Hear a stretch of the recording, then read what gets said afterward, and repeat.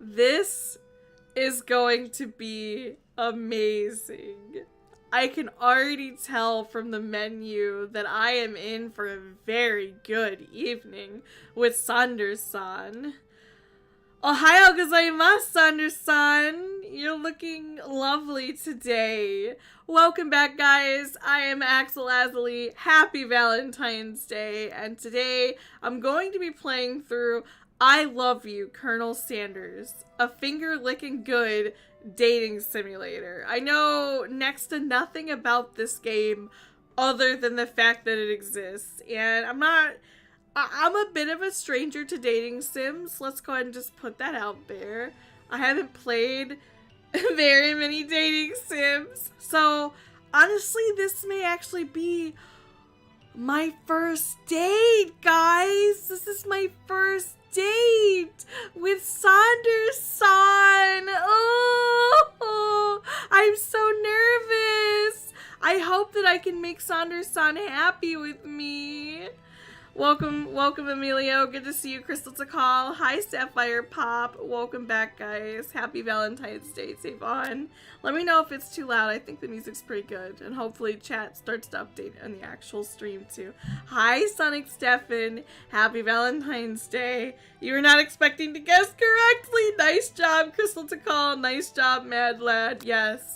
Let's go ahead and get this started. Hi, Sapphire Pop. Happy Valentine's Day. We're gonna go ahead and get started on our date. My first date with Saunders-san. I hope I can make Saunders-san happy.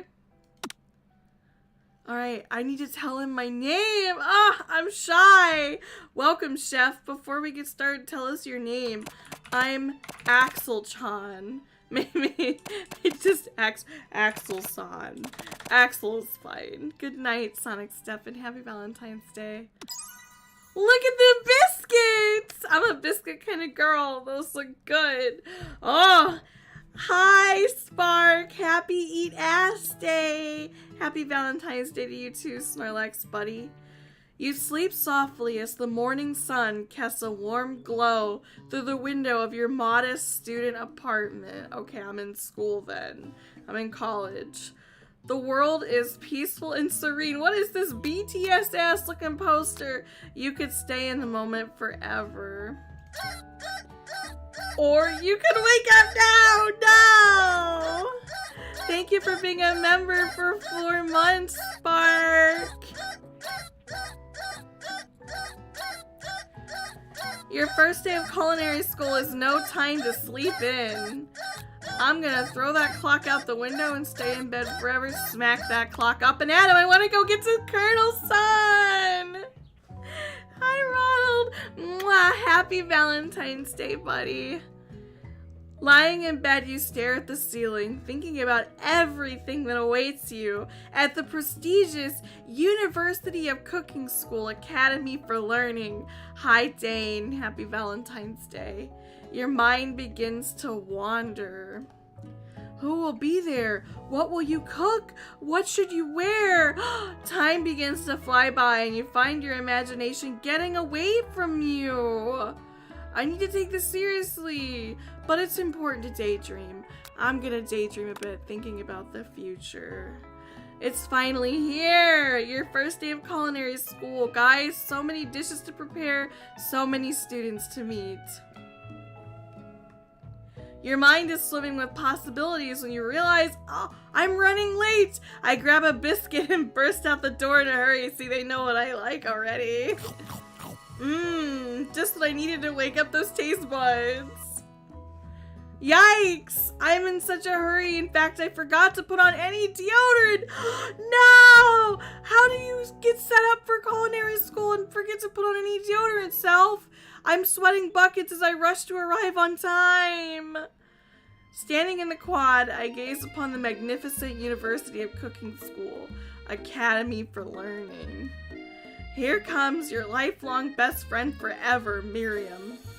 She's the most adorably awkward person, oh, Miriam's adorable, that you've ever met, and you absolutely love her for it. Good morning, Axel. Are you excited for the first day of the rest of our lives? Yeah, we're gonna make so many good dishes. She is cool, Dane. I agree. Actually, because I sure am, she says, excited, a little nervous. Okay, a lot nervous. What the? It's just that this morning I made breakfast for myself, but when I ate it, I couldn't taste any love in the food. What if I'm no good? What if I fail? She's crying. Don't cry, Miriam. Classic Miriam, raised by Master Chef parents. Master Chef parents. She always held herself to a very high standard. Ever since we were little babies playing together and you rescued me from that quicksand box. Quicksand box! It's been clear to me that you're the most loving, caring person I know. You're gonna do great. But with University of Cooking School Academy for Learning's famous 3-day only semesters, 3 days only? Damn! You're gonna work your ass off during these 3 days. I'm afraid of being left behind and never catching up. Okay? She got so nervous about her first kiss that she chipped a tooth practicing on a mannequin. No! Ow, and painful. I'm gonna pep talk my best friend. I'm not gonna change the subject on her ass. Then again, it could be a good distraction, but I'm gonna pep talk her. Yeah, our tarot cards. They were great. The lady with the mask who gave Miriam nightmares. She says she's got nightmares she's been trying to forget. She was so sweet, I explained. And she told you that you were destined for great things. Exactly. You can't sit here feeling all nervous. You're destined for great things. I've been waiting so long to meet a handsome fellow I could call my own, she says. Look at those tears. I'm sure you will soon. In no time we'll be graduating and you'll be delighting the world with your heartfelt cooking in no time at all. Listen, girl, you gotta shape up. Tighten those buttons, tighten that scarf, and dry your tears. You didn't spend time putting those pigtails together just to wipe your tears up with them. As I talk Miriam up, I can feel her nerves beginning to ease. Yes, Burke. You can. What is that tea called? There's tea that you can drink that will help you with your sore throat, sore mouth. It's a throat coat. Throat coat would help you. Maybe everything will be okay after all, she says. And if not, at least I have these killer bangs. Exactly, girl. You looking fly. Let's go. I did not know that you cut them yourself. Maybe you need to be in haircutting school and not baking, not cooking. I cannot believe it.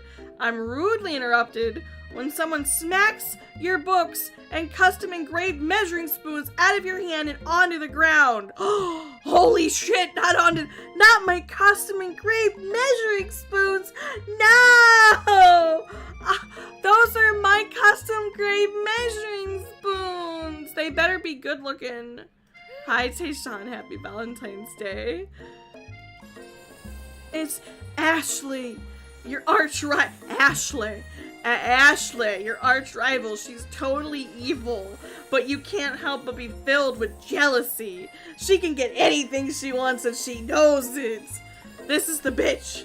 That's her. Hello, Ashley. Oh, I didn't see you there, chicken shins. What the fuck did she just call me? You leave AXEL'S shins alone. They are perfectly normal shins. That's right. You stick up for me, Miriam. That's why you're my best friend. We can't stand Ashley. She's a bitch. Even her name is annoying. You know for a fact that it's actually Ashley, but she had to add extra letters to make herself feel better than everyone. This is Ashley, not Ashley. Ashley. Yeah, Chin, she just called me chicken shins. Hey, Desi Spark, happy Valentine's Day. If anyone knows what perfect shins look like, it's us, Miriam says. I know, those are my custom engraved measuring spoons. I don't know who cares what they were made of. They were mine.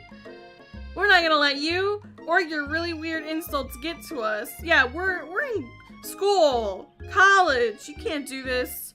Across the quad, you see Ashley's best friend, Van the Man. what kind of name is that? Has stopped to look at his own reflection in the mirror. His pants are so tight, you can see him casually working out his glutes while he styles his hair. No lie, they're rocking glutes.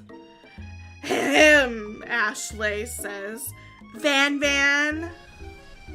You rang. Van says, whoa! Van, holy shit, you look like a JoJo character. Whoa! I mean, he casually working out them glutes and I'm casually looking respectfully. Whoa! Holy shit, what is with this JoJo pose? No, you gotta go. No. Happy Valentine's Day, Jonathan Bow.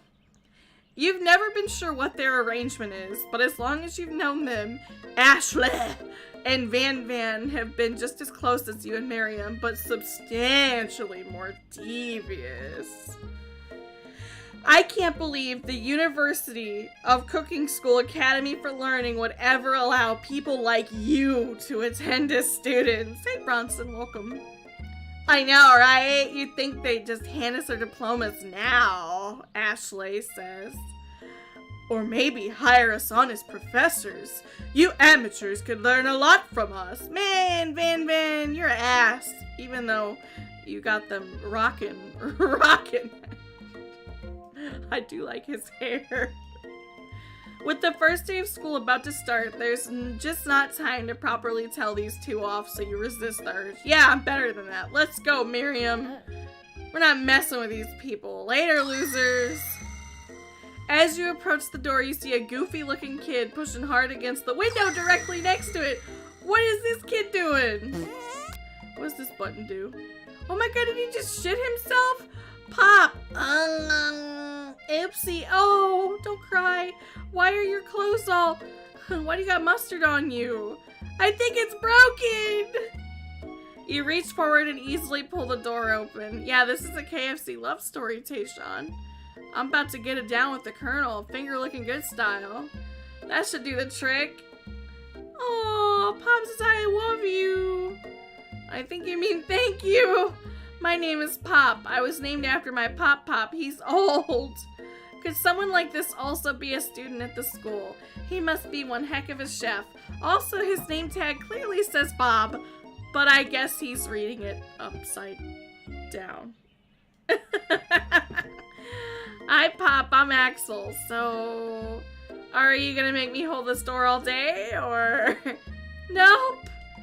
And with that, the young man walks into the building ahead of you, absolutely mortified and shitting his britches because a girl talked to him. Is it just me, or is he kind of cute? No, I think it's just you. He is totally just absolutely loading his pants up, Crystal to call. You both shrug your shoulders before following him into the building. You stand at the edge of the room, unsure where to sit. Other students wander in and keep themselves busy chit-chatting. What does this button do? Oh, that's the settings. Okay. A scruffy-looking pooch! Look at him! Ah! There's a doggo! Oh! Is this my professor? He takes his place at the podium in front of the class. Why are you so cute? Oh, you're cuter than the Trigun dog, little buddy. Yeah, this is totally my professor! Man, am I actually an animal? Are we sure I'm a person? Sprinkles. Now. Quiet down, everyone. Oof. Who is this unreasonably cute pup, and why is he in our culinary class? You must be Sprinkles, head instructor and CEO of UCSAL! Please call me Professor Dog! I may be cute and a little and fluffy, but I still demand respect. Woof! Hi, Chris. Happy Valentine's Day. This is my professor, Professor Sprinkles. Bye, Spark. Hi, Jawan. Happy Valentine's Day. What? A cute dog is our professor? This is the best school ever. I guess only a dog's nose is capable of picking up on the nuances, all the nuances of fine dining. Hi, TCG Mike. Happy Valentine's Day. I'm trying to get with Colonel Sanderson. Out of nowhere, wind begins to rush around you as a swirl of cherry blossom petals fill the air inside the classroom. That's nice. I know it is a corgi. I'm chilly. Someone close the window. Yeah, you probably can't even reach it. And then he walks in. Ah! Look at him. Oh my God. I can feel myself blushing. I think I absolutely just wet my computer seat. Look at him. Look at this hot anime Colonel Sanders. You have no business looking this damn fine. Get off of my screen. You're immediately swept up in how hot this guy is. This new student is in his remarkable goatee. Who knew anyone could be so handsome? Time stands still. Look at Miriam. Look at her face. Oh my God. It's him. It's... If it isn't my favorite student, Harland.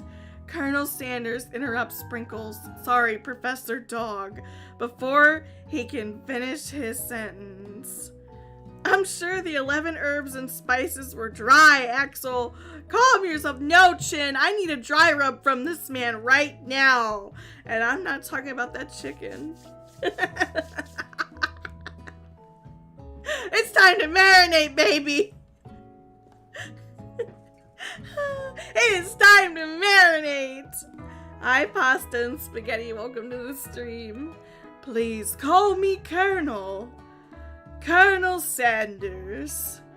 A hushed murmur rolls through the classroom as Colonel Sanderson walks down the aisle of the desks. Suddenly, the room is sweltering. Ah, it is hot in here. Ooh, I'm getting warm and I'm unplugging my headphones. I am falling all over myself in front of this anime man. Damn, I love, yeah, fried chicken. This guy can make me some fried chicken any damn day of the week. Are you kidding me? Holy moly, this guy is good looking. Look at those eyebrows. Look at that goatee. Look at them glasses. This man's got like everything. And he cooks. This man cooks. He's in a cooking school. Holy shit. Woo! This room is hot. I need some water. Ooh. Sweat begins to bead across your brow. You feel like everyone is looking at you, and you're not entirely wrong. Oh, Ashley says, and this over here must be Sweaty Sweats a lot. Maybe we should open the window back up before faucet pits melts into a puddle and evaporates entirely. Hold on a second, nobody talks to my friend like that. Thank you, Miriam. I'm trying to keep it together here in front of Sanderson. You two both know my name. We were in the same kindergarten class, and what is it with all your really weird insults? Besides, when Axel sweats, it's not gross, it's beautiful. Look at that shimmer. Stop, Miriam! No! That is too far! You turn to find Sanderson standing right in front of you. Oh! He's in front of me. He's looking my direction. Oh! Sanderson, beautiful angel that he is, stands before you smiling gently, his hand outstretched. Boy howdy, this classroom gets hotter than a Kentucky fryer, he says. Yeah, Miriam is basically calling me a Twilight vampire. Please, use my handkerchief, he says. What a gentleman. You freeze up! Colonel Sanders is talking to you! Ah! Hi, PK! Welcome to the stream. Happy Valentine's Day. Mwah. I hope you had your applesauce. Wait, Saunders-san is talking to you. About how sweaty you look? You're completely mortified. This can't be your first interaction. What if he never forgets this moment? Hi, Timothy Coin. Happy birthday. I need to take the handkerchief. I'm not going to refuse this guy's handkerchief. He's being nice to me. It would be so rude to refuse. You stretch out your hand and Saunders-san places a fine silk handkerchief in it. It's so beautiful you hesitate to press it to your face. But when you do, the feeling is transcendent. It has his natural scent on it. It smells of the most delicious chicken you've ever smelled. This man like sweats fried chicken is what you're telling me. Woo! It smells like 21 Season Salute, baby. Professor Dog steps in to settle the class down and set some ground rules. Welcome to the University of Cooking School, Academy for Learning, the greatest culinary academy in the world. The birthplace of culinary legends past, present, and future. Many challenges await you. There will be tears, there will be blood, there might even be really adorable tiny food. And when all is said and done, there will be a battle! You will lift your forks and compete in the broom cooking arena. Oh my god. Just then, another student enters the classroom and interrupts the professor's rousing speech. Hi guys, sorry I'm late. I hope everyone had a good summer. I really miss... Quiet! Late to class is bad enough, but interrupting my monologue? You're on the fast track out of here, young man. Are you sure you're even in the right place? Don't you recognize me? This is my third year in the school with you as my teacher. Everyone stares at him blankly. Come on, he doesn't deserve that. Does no one remember me? You're expelled if you utter one more word before I finish. Look at how mad he is. Ah! Let that be a lesson to you students that tardiness is unacceptable. Even Clank made it here on time, rolling halfway across town on his tiny wheels. You turn to see the student Sprinkles is referencing, who appears to be some sort of industrial kitchen appliance. Or, hello. The class bursts into laughter. What is this face? What is this face? It's like...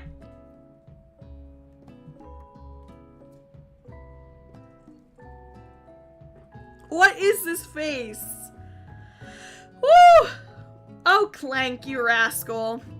Sprinkles walks in the classroom as everyone stands in silent obedience. When he gets to you, he lifts his nose into the air and takes a deep sniff. Don't sniff me, I smell. I didn't need deodorant. No. Your diet is lacking. Based on what I'm picking up here, you definitely need a multivitamin. You should be taking better care of yourself. Aw. Hi, Tyler. Happy Valentine's Day. Welcome to my Saunders-san dating time. You've never had a talking dog as a teacher before, but Sprinkle's reputation for being smart but tough is well known. You decide to try and butter him up by giving a treat from your pocket, but what kind? Okay, listen, a chicken snack, a beef treat, or a rubber ball. Honestly, you would think that the chicken snack is, like, good, but I think he needs a little variety. I think a beef treat is what he would really appreciate.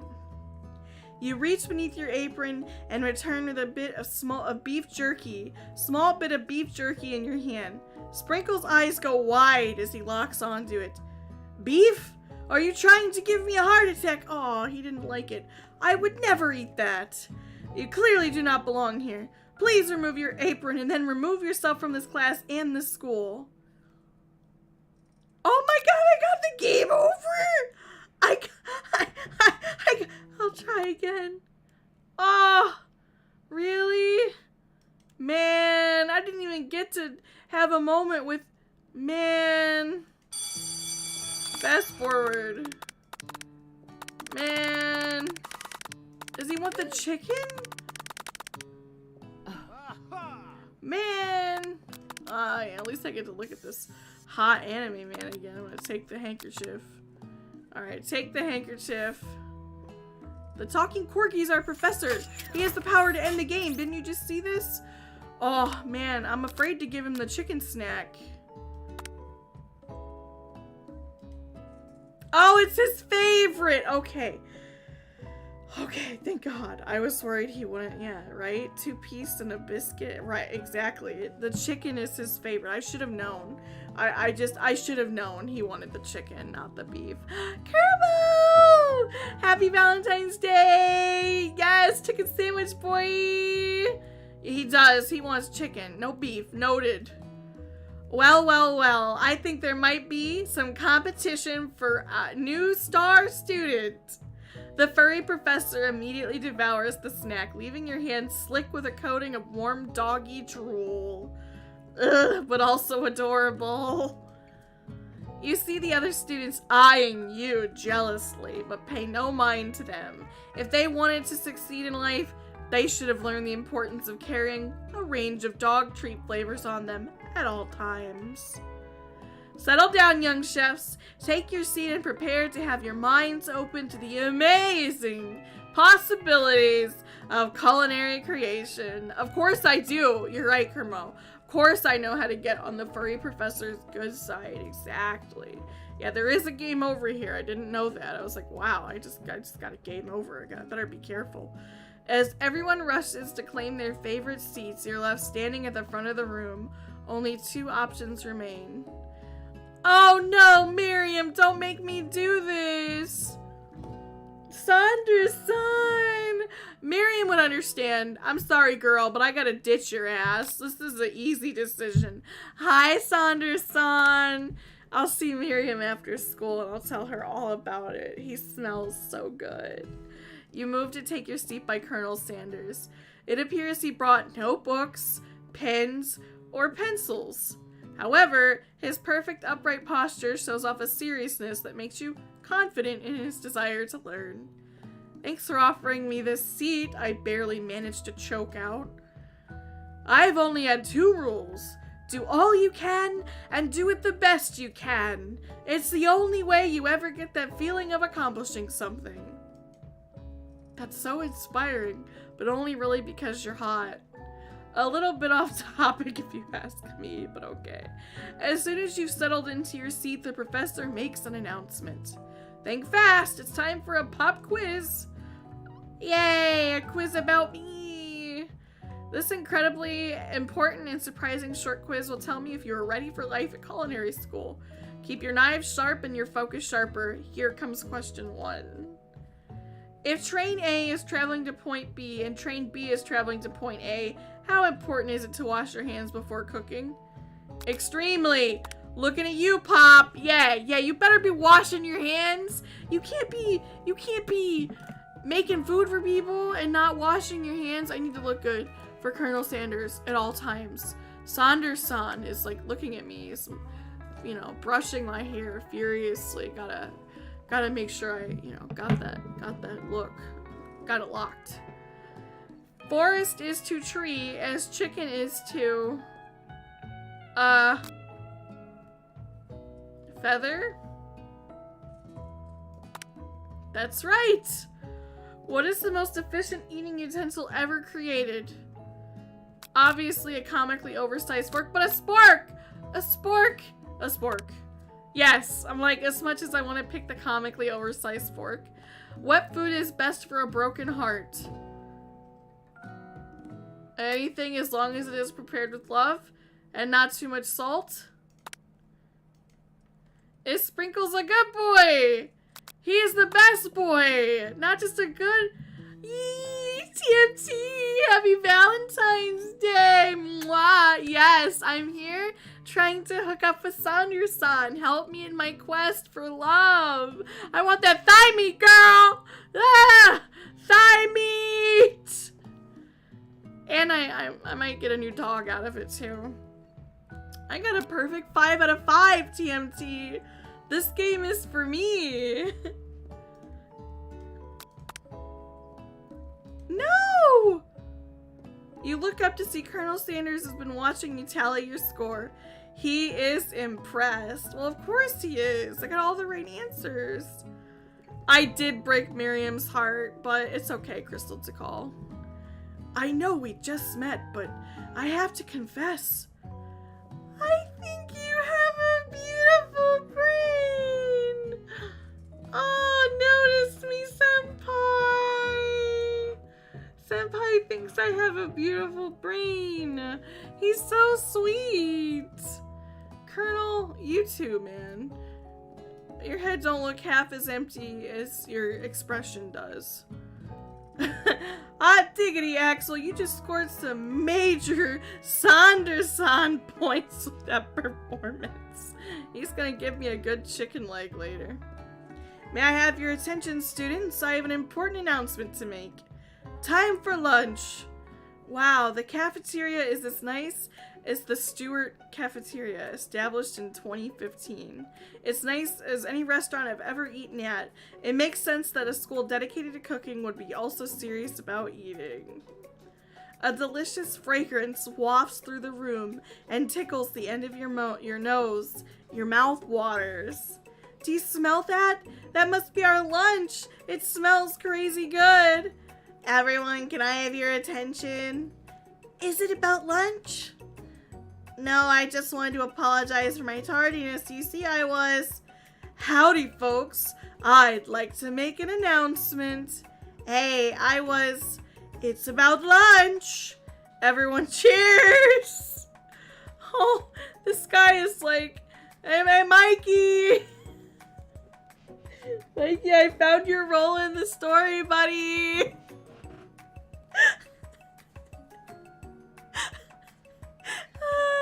But I was talking.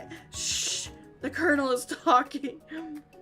Lunch, lunch, lunch. She said, shh. In honor of the new semester, I have prepared something special to share with everyone for lunch. That must be the smell I smelled. Indeed, that smell. Look at his arms. Oh my God, this man. He could pick me up and toss me around like a pizza. You hold your breath, waiting to see what food this mysterious student has created. You've heard that he's very talented, but were the rumors true? Is this? Colonel Sanders lifts a large bucket above his head. Its contents glimmer in the light. Oh my God, this actually looks really good. Why does anime food look so good? Oh, Colonel Sanders-san cooked for me, guys. He made this extra special today. He made it for me. I gotta roll up my sleeves. Your girl about to dig in, guys. Let's go. Let's get ready for this finger licking good time. Woo! Piled high are huge pieces of chicken, breaded and fried to a crispy golden finish. The aroma envelopes you. I'll tell you what else could envelope me. You begin to feel warm and safe. Right, Golden Genesis? I don't know about all this daddy shit, but this man knows how to make his fried chicken and look good while he's doing it. Mwah! Woo! I agree. They had no right to make Colonel Sanders look this damn good. Run, Tony. Run while you can. I'm gonna eat all this chicken. Sander-san has filled a bucket with chicken? What a novel concept. Your stomach begins to grumble as if to say, stop thinking and start eating. For years, I have been developing a secret recipe for the perfect fried chicken. By my calculation, nothing less than 11 herbs and spices are required to achieve the perfect balance of flavors. You look around and notice that every other student has a pen and paper and is scribbling notes as fast as they can. But that is all I'll say about that. What, you think we want your stupid recipe, dude? Pshaw! Nah, my dude, nah. Man, Van, your looks are JoJo-y, but your brain is empty. Oh my god, literally JoJo vibes. Oh, look at this JoJo character. I'm just drafting a last will and testament in case one of those ingredients is poison. Got him. Oh my god. He looks around nervously to see if anyone else is laughing at his sick burn. Look at that face. He's like... You wait to see what zinger Ashla has prepared to follow up, but she suddenly takes a different approach. Yeah, and I was just like writing in my diary, dear diary, today I smelled something beautiful. I knew at that moment that only the hands of a true gentleman could fry chicken so tender. You see her body language change from bitter and evil to sweet and innocent as she slides closer to Colonel Sanders. She realizes that he is destined for greatness and fame with cooking skills like this. She wants him all to herself. I don't think so. Oh, please. Yeah, I agree. Well, Van, the man, if you don't want any, I'll take his... Whoa, hold on. I mean, I guess I'll try it. He takes one bite and his eyes grow wide. He starts contorting his face as he tries to hold in his pure exhilaration and act unimpressed. Saunders-san says, easy now, there is enough for everyone. Please, my fellow classmates, dig in. You take one of the pieces of fried chicken out of this bucket and you sink your teeth into it. It's amazing, because of course it is, because it was made by Saunders-san. He's so handsome. Tasting Colonel Sanders' food transports you to another dimension. Alone with your taste buds, gripping a drumstick in your hand, you float weightlessly. I'm gonna savor the moment and everything he tells you about everything it tells you about Colonel Sanders' culinary heart. I'm gonna try and identify every flavor. The flavors in your mouth are beautiful, pure, heavenly. What a guy! Alone with the flavors, you feel something that can only be described as love. For a man, for a flavor, are they the same? After tasting his food, you try to get some one-on-one time with Saunders-san. We're gonna approach Colonel Sanders, guys. The Colonel himself. Oh no, I'm starting to get a little nervous. How about you guys? Chat, I'm approaching Colonel Sanders. It's him. He smiles ever so softly as you approach. He stops what he is doing and allows you to break the silence. This description. Colonel, I wondered if I could talk to you for a second. Anything for a fellow chef, he says. What exactly was on that chicken? How bold to come out and ask, he laughs. It's an idea. What is this staff?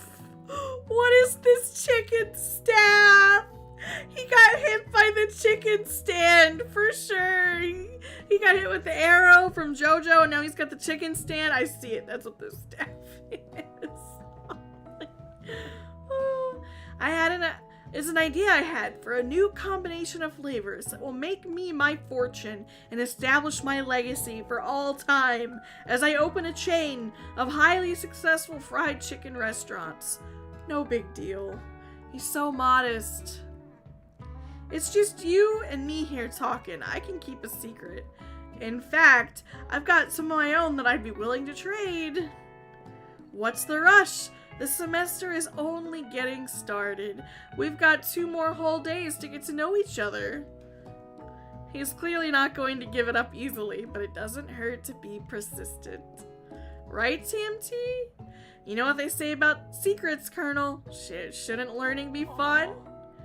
You've got moxie, I'll give you that, Saunders-san says. Sanders-san looks both ways to make sure you're truly alone. And then he leans in. You can feel his warm breath as he whispers.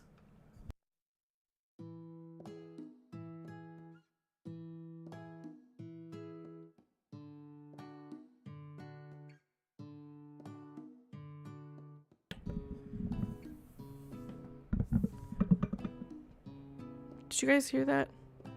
Did I mute it? I hope I didn't mute it. Did I unmute it? His great-grandmother taught him. Blank? Wow, you'd never would have guessed that. In fact, you're not even sure where you'd get some if you searched. While you're wrapped in the huge...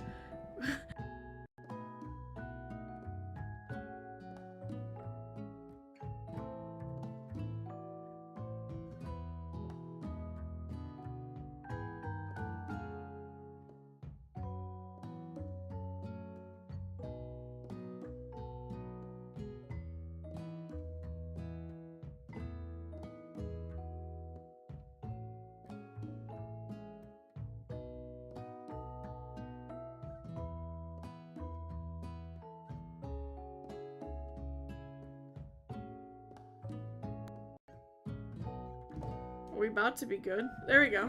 That's good. Alright, welcome back. Got so nervous. No, it wasn't you guys. It's not your headphones. It was me. I'm good. I just got so worked up because of Colonel Sanders. While you're wrapped up in that huge revelation, oh, it's huge, alright, you notice that Saunders-san has disappeared. While everyone else is still in the cafeteria, you decide to look for him. I am back. You find Colonel Sanders outside, sitting in the quad. Oh, it's you again. Howdy, he says. I don't want to come on too strong. Sometimes I like to come outside and look at the school buildings. I think about how my story will continue on after I've graduated. Yeah, in 3 days. It sounds like you have big plans. I dare say the biggest. I will leave my mark on this world, you can bet on that. Alone together for the first time, you figure now is the perfect moment to show your personality to him.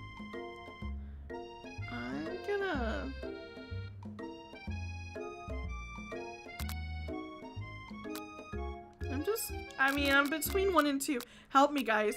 Help me to woo Colonel Sanders. Should I wow him with a big idea about the chicken, or should I be modest but thoughtful?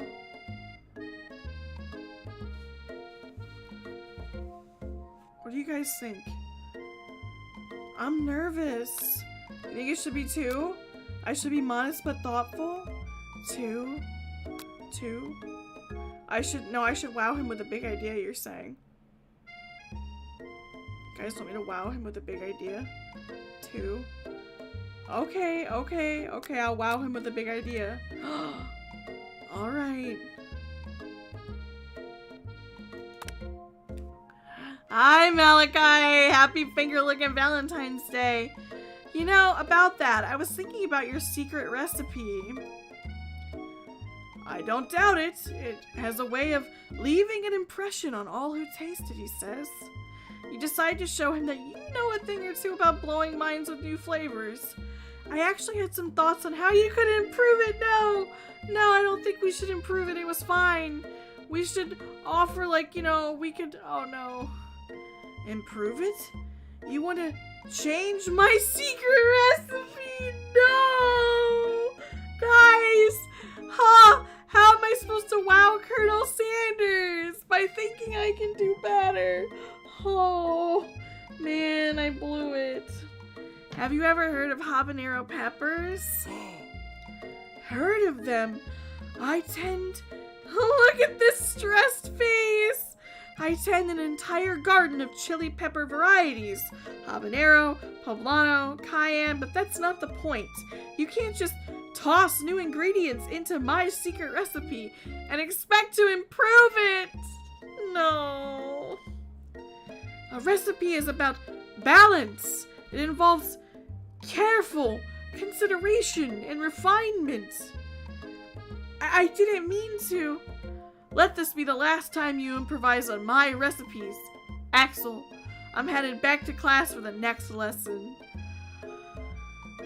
That certainly didn't go as planned. Man.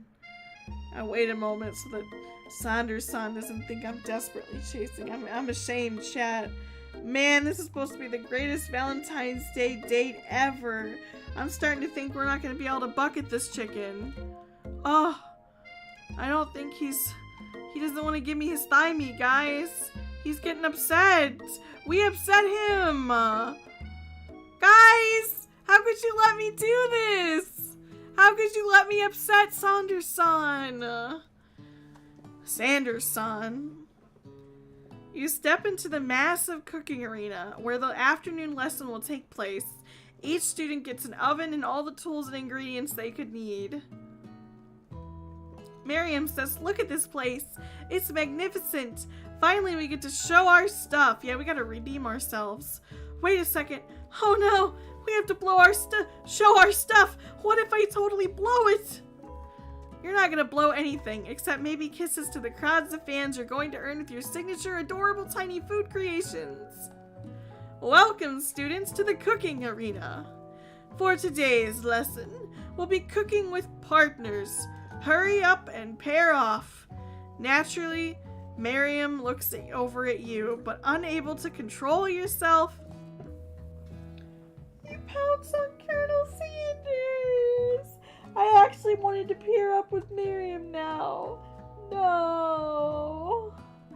Oh, our poor friend. This first day is just going rough. Oh no. Hey, Colonel. Would you like to tackle this lesson as a team? No, a team of two, that is. Me and you, if it wasn't clear. Want to be my partner? Okay, he's gonna prepare our station. Without you as a partner, Miriam is left standing all alone. Two different students quickly take notice. Oh no! She got left with Pop! And Clank. I'm sorry, gentlemen, but I don't know who to choose. It looks like you'll have to pick for her. Friend duties can be a little awkward, but that's the price you pay for not being alone forever. Who do you want to ask to be Miriam's partner? Poor Miriam. I think I'm gonna pick the human. Clank did come from, like, the other side of town, though. What do you guys think? Who should we pick for Miriam? Do you guys want Pop or Clank? I'm leaning on Pop, but, like, at the same time, Clank did wheel himself over as a kitchen appliance. I don't know.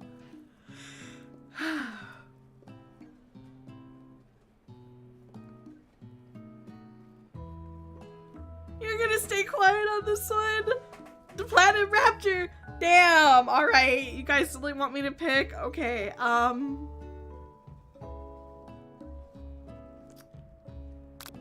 think I'm gonna go with Pop. Yeah, Sapphire Pop. I'm going with Pop. Sorry, Clank, but I think Miriam will be partnering with Pop today. Or...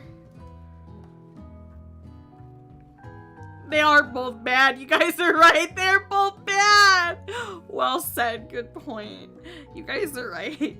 Pop gives a big smile as he steps up to the same station as Miriam.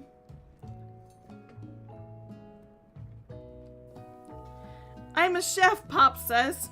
He holds up a banana and without peeling it. Without peeling it! He proudly eats the entire thing! He didn't peel that shit! It's disconcerting, but Miriam is too kind to act grossed out. I love your enthusiasm, Pop. She looks at you like, really, this kid? But it's too late to change your choice now. We just abandoned her. Now it's time to focus on your own cooking classwork. Alright, you two. For today's lesson, we're going to keep it simple. Pick a basic dish and divide up the steps. No chef is an island. It takes 2 flints to make a fire. You get the idea. Which dish do you suggest to your partner, Colonel Sanders? Steak tartare? Seems easy enough. Using octopus will blow his mind? Your grandmother's mashed potatoes and gravy. Oh no, it's gotta be grandmother's mashed potatoes and gravy. He told us that he was using a family secret in his chicken, so we're gonna go ahead and suggest the... I've always been something of a down-home chef. I was thinking we could make something warm, inviting, comforting. I know, some friend I am, Crystal to call. Yeah, mashed potatoes. He gave us some chicken earlier. Mashed potatoes and gravy. That's right. That's right, Sanders-san. You could be the gravy to my potatoes. How about it? What is this sin I see in my subscription box? Delrin! Delrin! No, don't say that, Delrin. Sanders-san. Sanders-san is so good looking, Delrin. Ooh woo. Boggies, he's so good. I want his thigh meat, man. You're telling me you don't want a piece of this? Delrin, come on. You know a good looking man when you see one. Yeah, don't. I am judging. Come on. You can't list the Colonel, man. He makes a good chicken. Come on. We're making mashed potatoes and gravy, Delrin. You can't judge too hard when there's mashed potatoes and gravy on the line. I couldn't imagine one without the other. Colonel Sanders casts a coy look at you, causing your whole face to go be red. Embarrassed, you quickly turn away. I'll go get the potatoes. No, please, let me. Picking perfect produce is a passion of mine. This is not the Colonel, it's an imposter. This is not an imposter, it's Colonel. It's Colonel Sanders. Mikey won't grow any facial hair, Crystal to call. He won't. He won't. Ashley says, looks like things are getting pretty fresh around here. Does someone have a crush on Colonel Sanders? You know what? Shut up. We're just cooking partners. Mind your own business. Sanders' heart is my business, and you better keep your fingers off of my man. It's the JoJo character. Did someone call for me? No, geez, Van. While I'm over here crushing AXEL'S dreams, you're supposed to be taking care of our classwork. That was the deal, remember? You're supposed to be cooking, Ash. Ugh. Colonel Sanders returns, arms full of peeled potatoes. He tosses them into boiling water and turns his attention to you and your old friends. Oh, howdy there, Ashley. Van. Are we working in a quartet instead of a duet now? Actually, no. It looked like Axel is struggling, so we offered to give them a hand. You know how it is. These young amateur chefs need a lot of mentoring. I was gonna say, Colonel Sanders, maybe I could teach you a thing or two about fancy food. Maybe one day you might be able to get up to my level. Ha! Doubt it. Don't be rude, Van. Personally, I have no doubts whatsoever about Colonel Sanders' ability to concoct creations worthy of admiration. After all, your fried chicken was quite spectacular. But Colonel, if you ask me, I might make a better partner for you than this thing that has positioned itself at your station. Don't you feel deep down that we cast complementary shadows? We fit together like a thigh and a drumstick. It just makes sense. Nothing about this makes any sense, but one thing is clear. She's coming for Colonel if you don't watch out. Ashley is really going at this hard. You need to ask her some backup here before things get ugly. No, I'm gonna turn to Miriam. Yeah, I'm gonna turn to Miriam. This girl's friend in need radar is second to none. She immediately comes running over. Yeah, because I abandoned her, but you know, we still need her. I really shouldn't be asking her to step in because like we didn't get to partner with her. Is somebody threatening my friend? I will destroy them, Miriam says. I actually think Ashley and Van were just leaving. Leaving you in the dust vis-a-vis is my skills as a chef perhaps, but stepping away from this competition, you are sorely mistaken. Miriam, you're a loyal friend, but Axel is my partner for today's activity. You look for Sprinkles in hopes that he might step in, but he's nowhere to be found. Darn those cute corgis and their short but sturdy stature. Yeah, rawr. Rawr. You look down at your station and realize that in the tension of the moment, your hands have been cooking on autopilot. Distracted by the drama, you've already crushed the boiled potatoes into a perfectly creamy mashed texture with plenty of butter and cream for flavor. It's as if your natural passion guided you through the steps you know so well while your attention was elsewhere. I know just what to do, the handsome, sexy man says. Sanders-san extends... Right, I know, wow, we're awesome. Hot damn, right? I'm glad we picked Grandma's mashed potatoes. Colonel Sanders extends his hand. He's holding a beautiful white porcelain gravy boat, out of which he pours a smooth brown gravy, smothering your nearly finished potato dish. He's smothering us now. Whoa! Oh, this description. Woo! Wow! You gotta slow down your KFC game. Damn! We about to get a whole lot more than we bargained for. Woo! Woo! Why anime food looks so good though? Gravy flows down the mound of mashed potatoes. The results look spectacular. Granny would be very proud. Woo! I need some water, guys. I'm gonna give you a second to look at this perfect bowl of mashed potatoes that we made during that intense moment.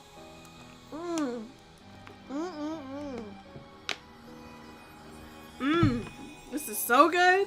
Woo! My nose is running for this. Dang. This is good. Hot. Look at the steam coming off of those potatoes. It is getting hot in here. Woo!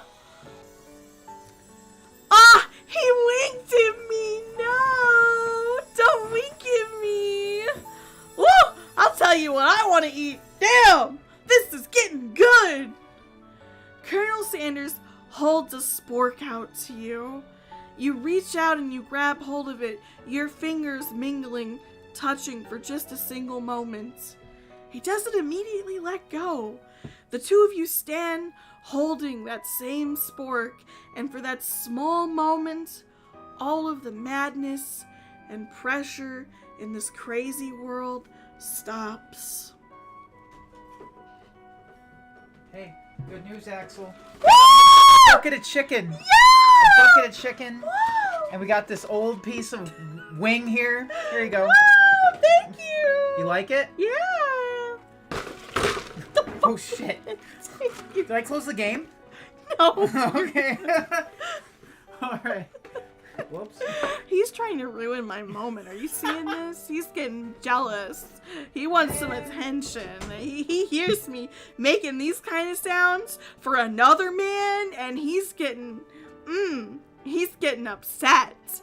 He is getting torqued. Wait, I don't think that word means what I think it means. I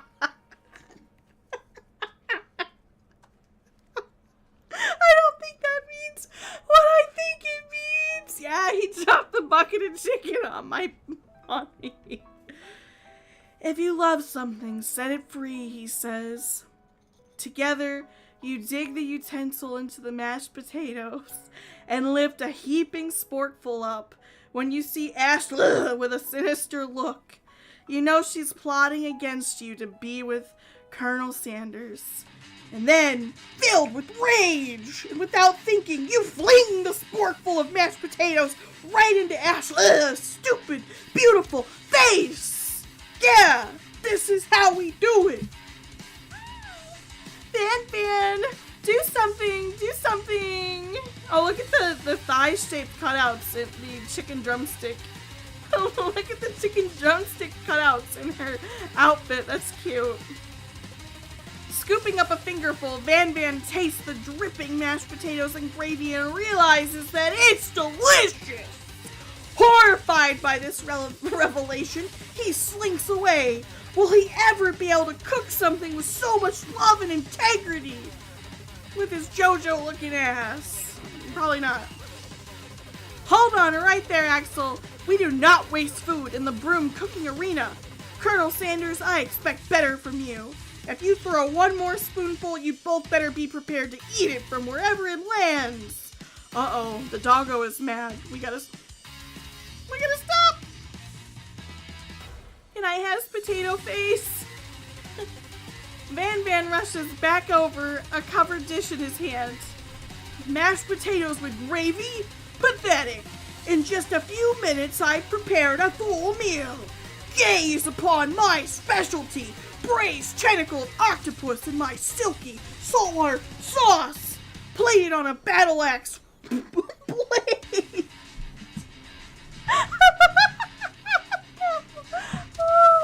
A battle axe blade, forged from my supreme chef ancestors. Wow. You've ignored me for too long. That ends now. It is I who will have the first bite, and you will all look on with envy.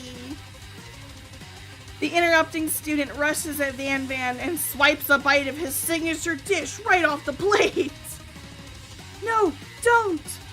Something about this dish doesn't strike my nose quite right. I think the octopus was rushed and may have turned in the process. The results could be toxic.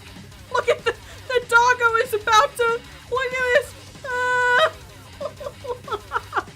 Oh no, the doggo. He looks like he's about to barf.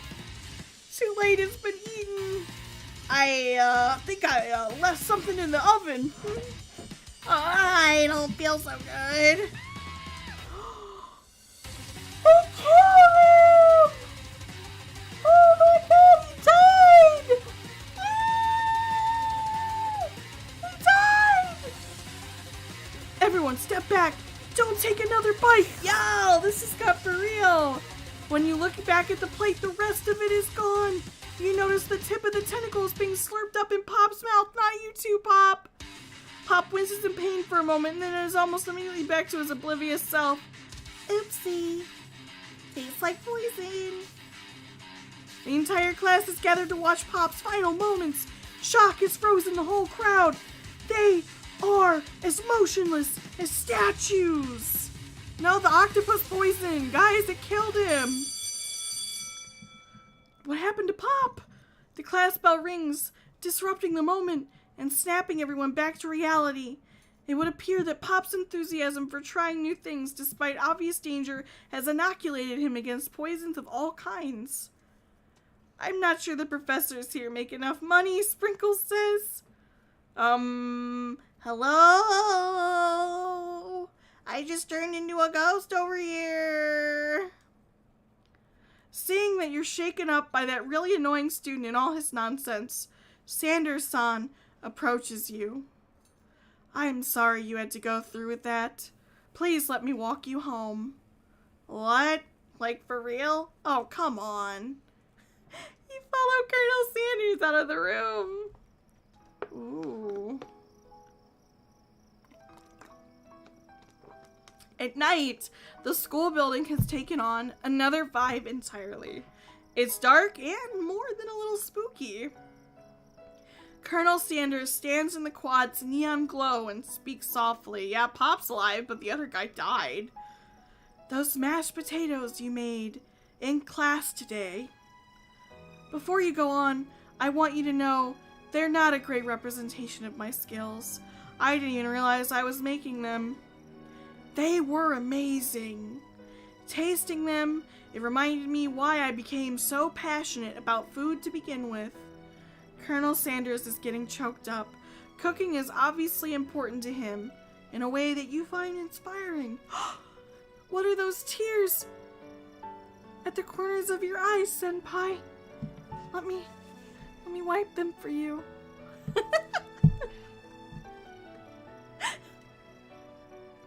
Now might be the perfect time to tell him you're developing feelings for him. Colonel Sanders? Yes, Axel. There's something I need to tell you. Hold it right there. Oh, Van, what the fuck? There's something I need to tell you first. Oh, jeez. You see, when I was just a boy, I had a dream that one day I would be the greatest chef the world has ever seen.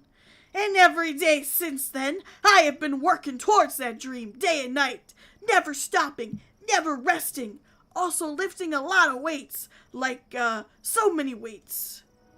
We should follow our dreams with all of our hearts, that our souls may grant them like wishes floating on a shooting star. You're so poetic, Sanderson. Oh, hi, Jot. How's it going? Welcome to the stream. Happy Valentine's Day, Jotty. Funny, you just walked in. I'm trying to woo Colonel Sanders. So far, I've disappointed him by trying to suggest I could, fix up his recipe. I kind of struck out once, but we're gonna try to go for it if we don't keep getting interrupted. Hey, no, you, shut up.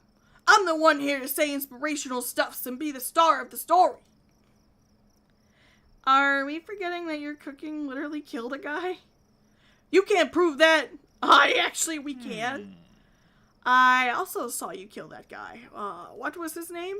Dude, that guy has been here for 3 semesters or something like that, he said. Somewhere in the distance you hear a long, sad sigh. Forget him. We're talking about me. Me.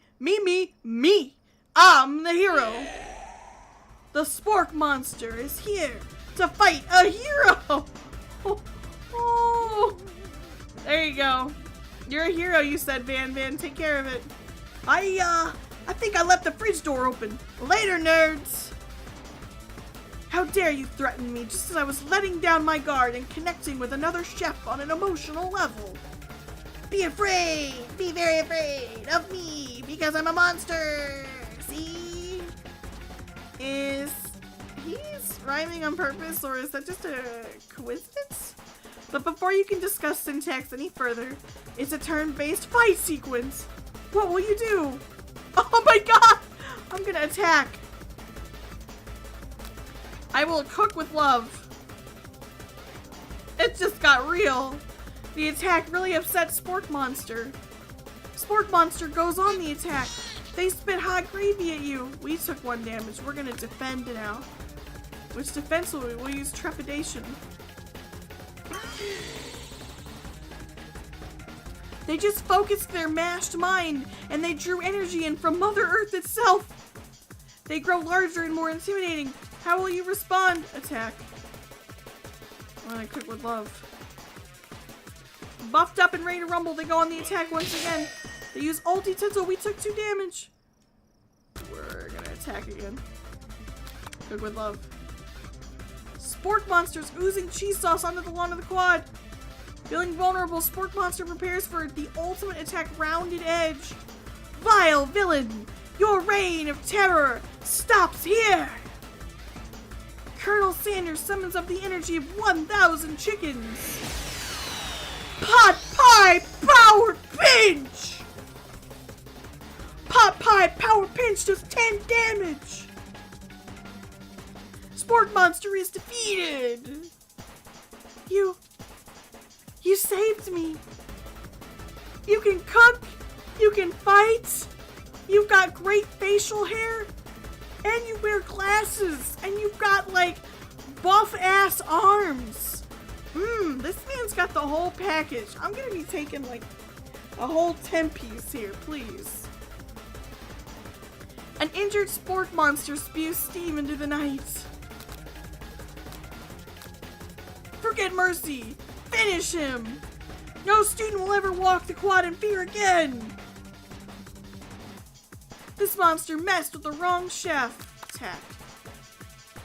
You'll never survive my student debt loan destruction. He's completely vaporized. Colonel Sanders looks on in awe. What do you mean I can't spare his ass? He attacked us. You continue to surprise me. The defeated monster left behind a special item. No, it needed to die. It needed to die. It appears to, at first, to be a cookbook, but upon closer inspection, it is so much more. It's a book of magic spells with a golden chicken on the cover, guys. Oh my god.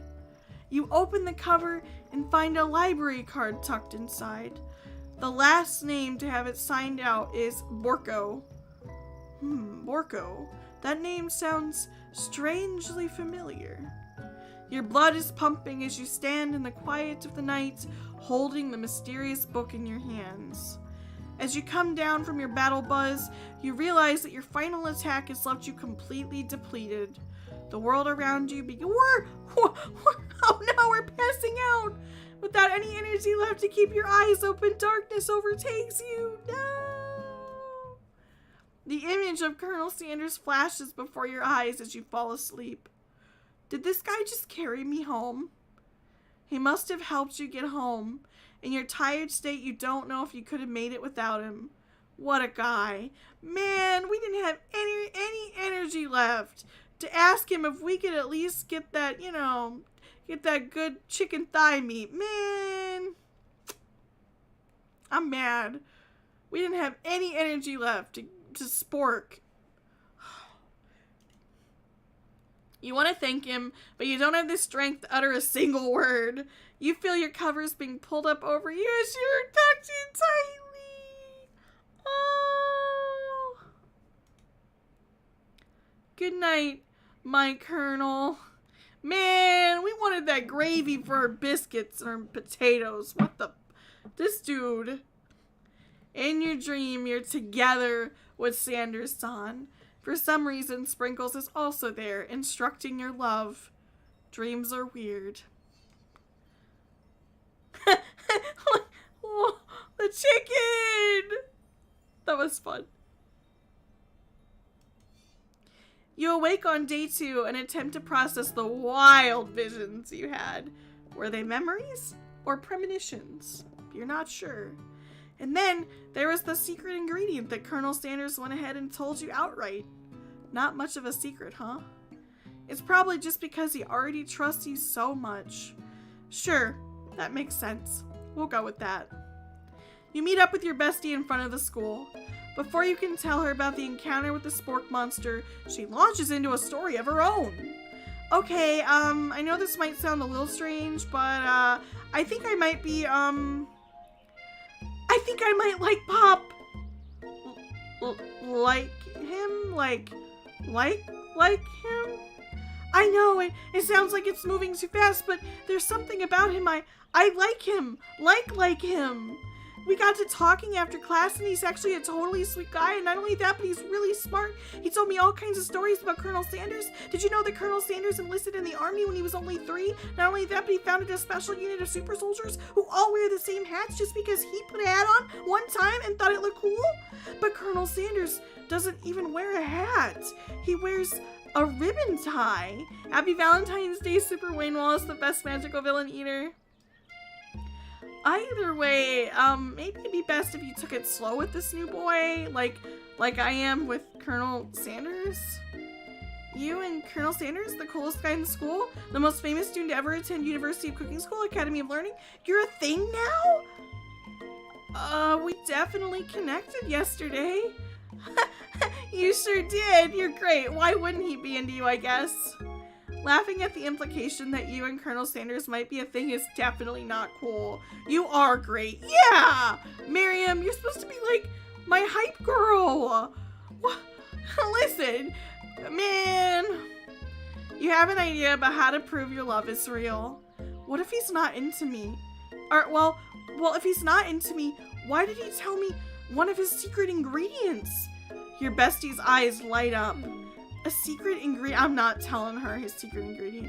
Yeah, I just said a secret ingredient. Is there a dramatic echo in here? Miriam checks to make sure you're alone before continuing. So this summer, while I was on vacation with my family, a lovely man approached me in the botanical garden where I was wandering. Oh, this can't be good. He told me all about his passion for spices, secret spices. The man even gave me some to show me what he meant.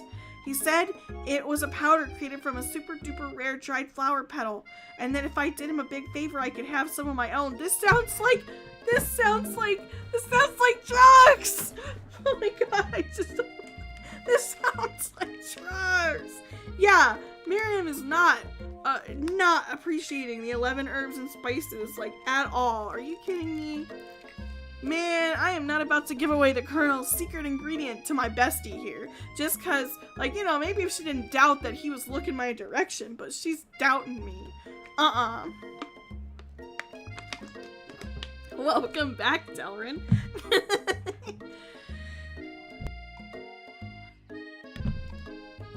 Please, Miriam, don't tell me. So I filled my suitcase with them and brought them home. He was so nice. He even met me at the gate when I arrived. Later, when I cooked with him, a very strange feeling came over me, and the flavor was unlike anything I'd ever tasted. Yeah, I'm not sure how it captures that yet, Elrin. It just kind of gets them all. It does sound like drugs. Yeah, I'm still trying to figure that out, how to get it up to speed. Jot, do you know anything about that? I think you're being very liberal with the meaning of spices here.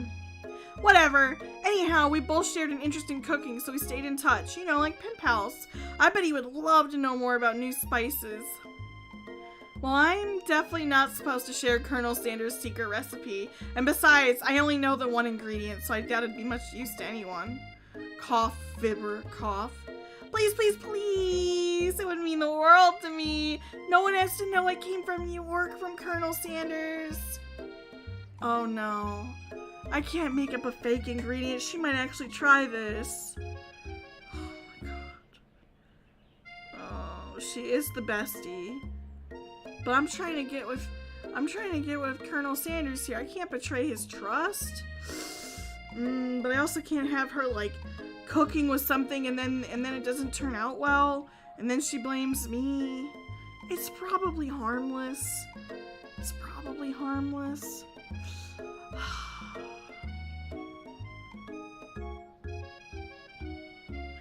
Man, this is so hard. Yeah, exactly. I can't make up no fake ingredient, guys. She might try to cook with it.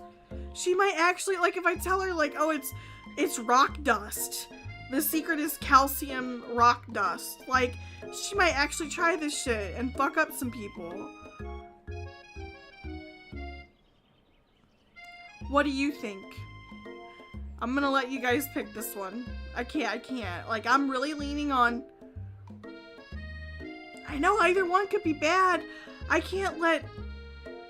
Man...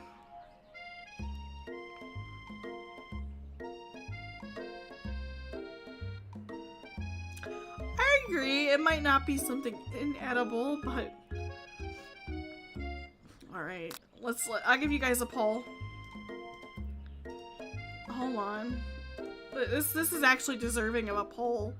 This one is so hard to... Can I even make a poll?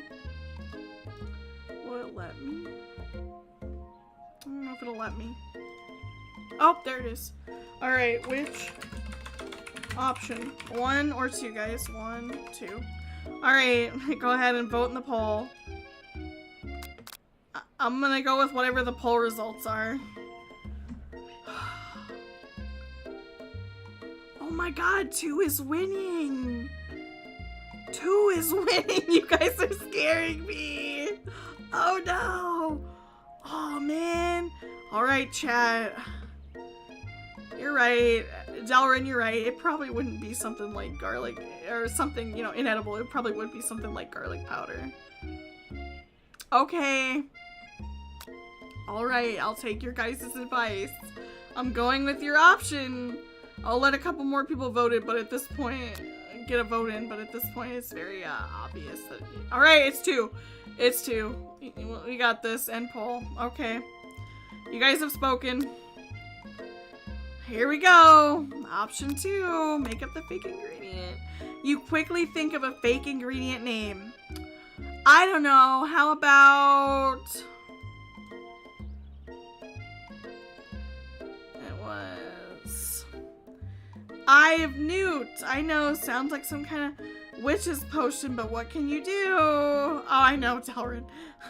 Like, okay, YouTube. Eye of Newt. Wow. Her eyes light up imagining such a thing, and you figure you've satisfied her curiosity and she'll move on. No, she's gonna try to cook with this. She's gonna try to cook with this. We're so gonna regret this later. Oh, man. However, she immediately turns around and does some thumb typing on her phone that you can't quite see.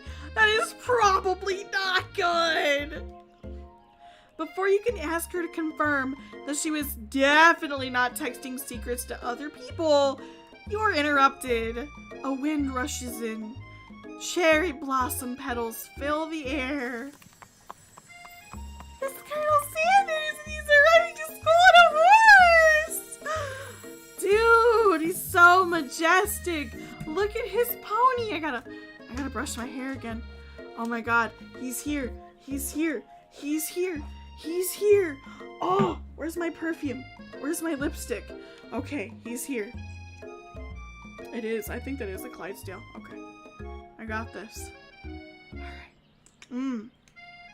Man. He's here. I unplugged my headphones for this. Okay, I think we look good now, guys. I think we look good. We can talk to Sanders-san now. He's here on a Clydesdale. No less. That's gotta be. Stand back and admire his majestic glory. That's what I'm gonna do. I'm gonna give him his, air. Colonel Sanders' horse is truly a thing of beauty.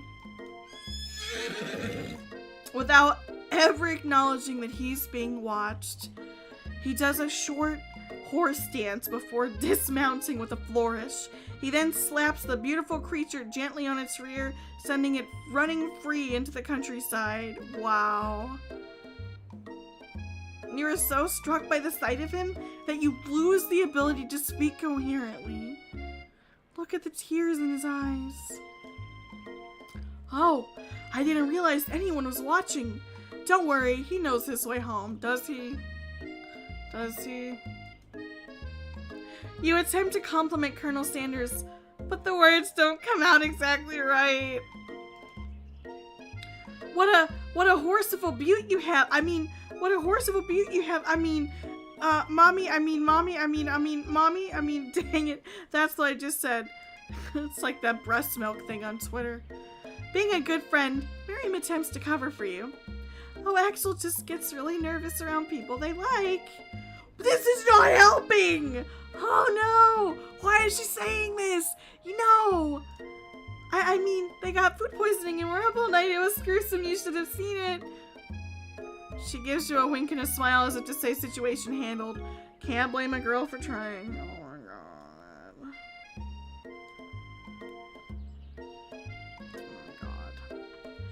And with that, Colonel Sanders disappears into the school, leaving you and Miriam to follow. When you enter the classroom, you can see your two rivals, Ash and Van Van, are doing something bad. By the way they're hiding, you know it must be really bad. She is out to sabotage my perfect life, apparently. Like counterfeiting recipes, bad. Experimenting with restricted ingredients, bad. Summoning a demon, bad. You try and peek over Van Van's hulking shoulder, but he sees you coming. Whoa there, little one. I'm not sure you're ready to handle this. Why don't you make like a bee and mind your own wax, honey? Act like you're not interested in them. Tell them to stop acting immature. You sit near the rivals, but leave your back turned to them. You even hear Van Van mutter something that sounds a bit like a magic spell. However, he notices you eavesdropping. You try and cover your tracks and improvise an excuse. Ahem, it's time for class, and you're distracting the rest of us who want to learn? Now you've upset them. Oh, and you're the emperor of cooking, are you? You make the rules? I'm not sure you'd know a good meal if it ate you. Look at that face! It looks like he's about to go Super Saiyan. Being the best chef in the world takes more than culinary skills. It takes creativity. It takes panache. And it doesn't hurt to use a little evil. You finally get a look at what they were hiding and you instantly recognize it. It's a book, just like the one you found after your encounter with Spork Monster. That's the same book I found last night in the quad. Ashley immediately elbows Van Van, who hides the book behind his back. I don't know what you're talking about. That book is a family heirloom and its contents are secret. You notice that they haven't just been studying the book, they've got Pop pinned to the wall and they're tossing potato skins at him as he tries to catch them in his mouth. We're playing. Before you can dig in any further, you're interrupted by the arrival of more students. It's almost time for class. Beep, beep. Oh god, it's Clank. Clank must be running late. He's in such a hurry that he rolls right over Van Van's meaty foot.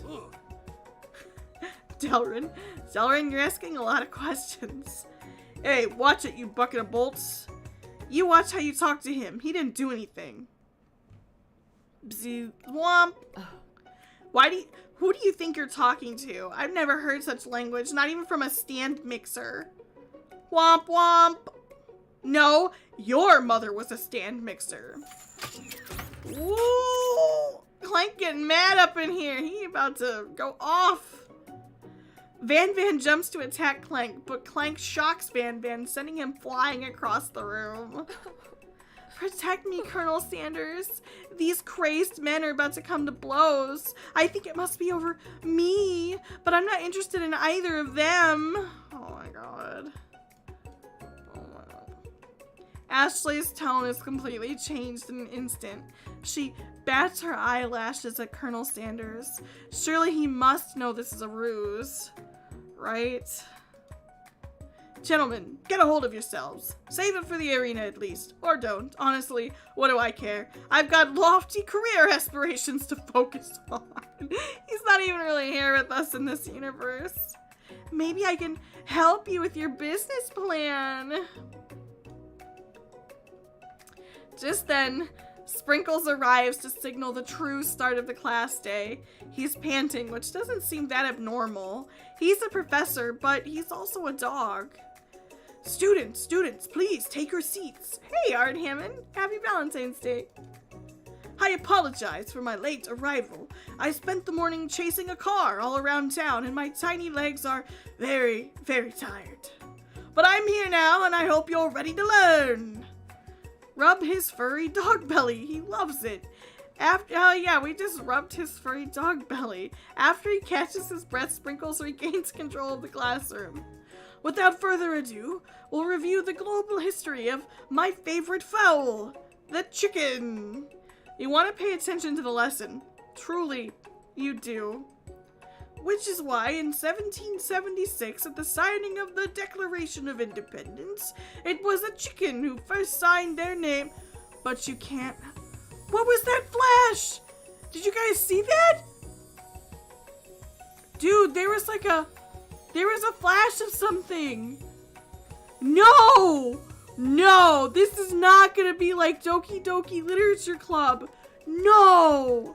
No! This has been played straight the whole time. With like underpinnings of... Man! Good night, Golden Genesis. Take care. But you can't help but daydream about Colonel Sanders, and you miss most of the important parts. When you come to, Sprinkles is holding a tray of food in front of you. Well, Axel, naturally, this appears to you to be a sample platter. Which item do you want to sample? A shimmering pepper, a glass of water, a dog biscuit. I'm gonna sample the shimmering pepper. A brightly colored pepper stands out from the other items. It sparkles in the most eye-catching way, so naturally you reach out, grab it, and eat it right away. However, your body is not prepared for the heat. The pepper has triggered an intense spice hallucination. It feels like forever as you trip through the universe. My friend, no. This guy again. I'm here to give you an important message. Oh, you must avenge my death and fulfill your destiny. All you must do is... Oh, I'm coughing. Okay. I was saying, to fulfill your destiny, all you must do is... Sorry, I think I've still got some spice stuck in my throat as I hack and choke over his words. It's fine, I'll work through. I'm still choking, hold on, I'm still coughing. To fulfill, hold on. The prophecy, I'm really coughing through this. You feel yourself begin to regain consciousness. No, what was the prophecy? You can't do that to a girl. Oh man, You come to and find everyone staring at you. The peppers was the last of its kind on Earth, and now it's gone forever. What the hell was it doing on my serving tray then? My serving platter tray. We all make mistakes. I'm sure he'll forgive you someday. Come on, it's time for lunch. Already? Before anyone can relax, the cafeteria lights dim.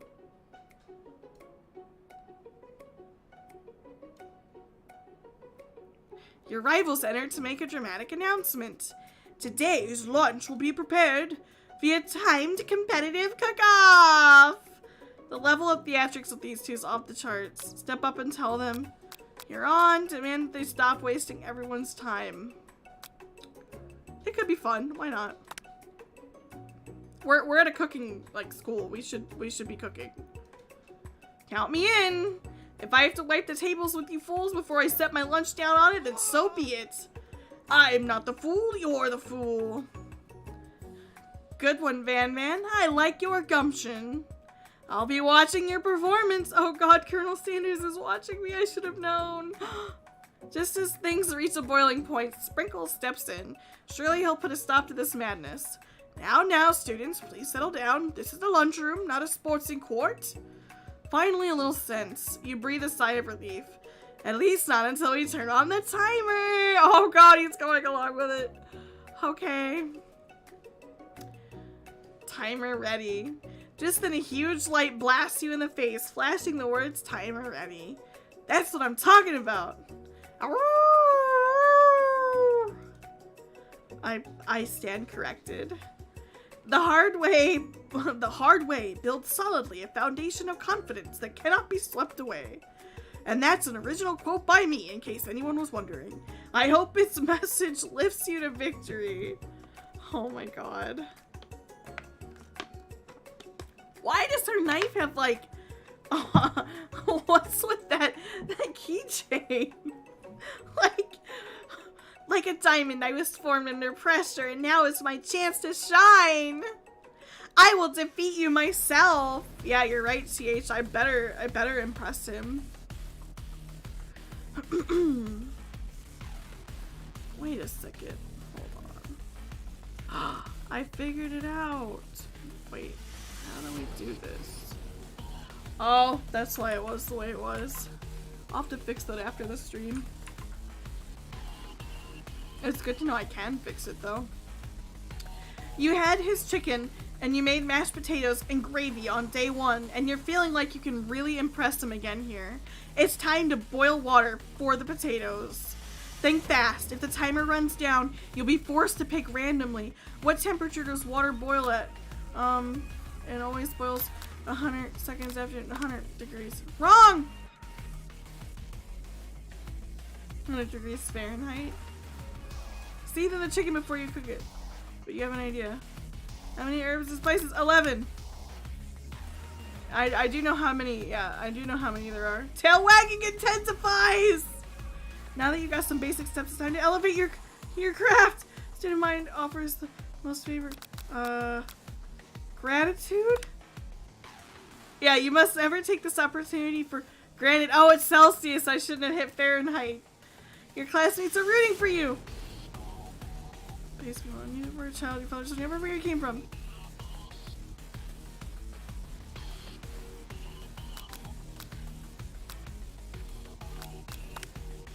Oh god, that's not where I'm from. Next question. What is the sound of success? Sizzling. Wrong! Oh, I gotta try again. We gotta try again. I don't want to give up. I hope it has like a save spot. I don't want to start again at the beginning. Okay. We can fast forward. I don't even know my... Yeah, I'll tell them they're on.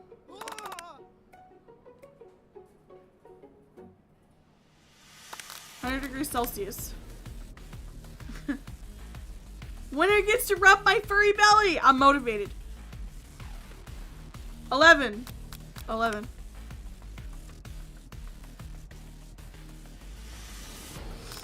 Gratitude. Okay.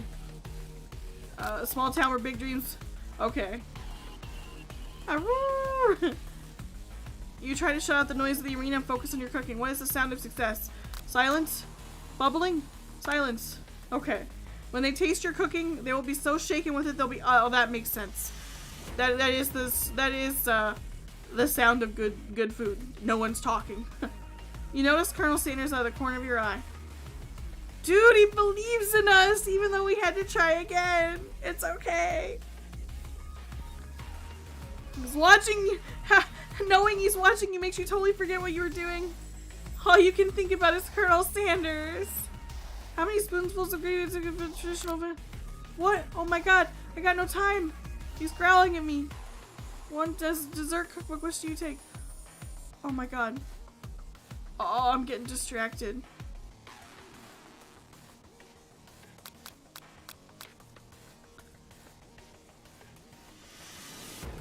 Wow, they are really throwing the simping in my face. Come on.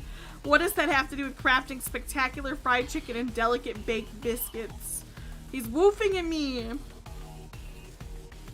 Oh. You toss your biscuit dough into a stand mixer. Yikes! Bzz.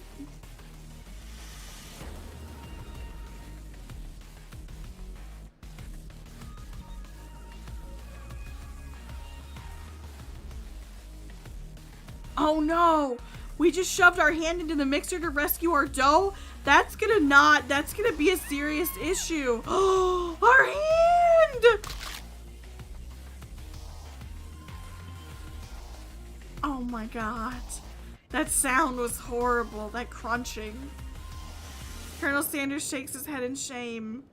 What you often find is that the easy way can turn out much, much more difficult. Everyone stop what you're doing right now. This battle is over. Man, I was close to finishing my dish. That was literally rigged for me to lose. Sweetheart, look at your hand. You simply can't go on. Man. Yeah, I got injured. I got injured in the heat of the moment, Delrin. Man. This sucks. Are you kidding me? This is ass. I suppose you should at least tell us what you prepared. Well, because I'm the sweetest, I skip straight to dessert. Under this white chocolate dome, you'll find a wide array of delights, taking you on a journey of flavor that tastes good and tells a story. This competition is broken. I was gonna ask Axel to do the honor, but since you're injured, I'm afraid that pouring this creamer of delicate hot chocolate sauce might be too difficult for you. Colonel Sanders, if you wouldn't mind lending me your strong, steady hand.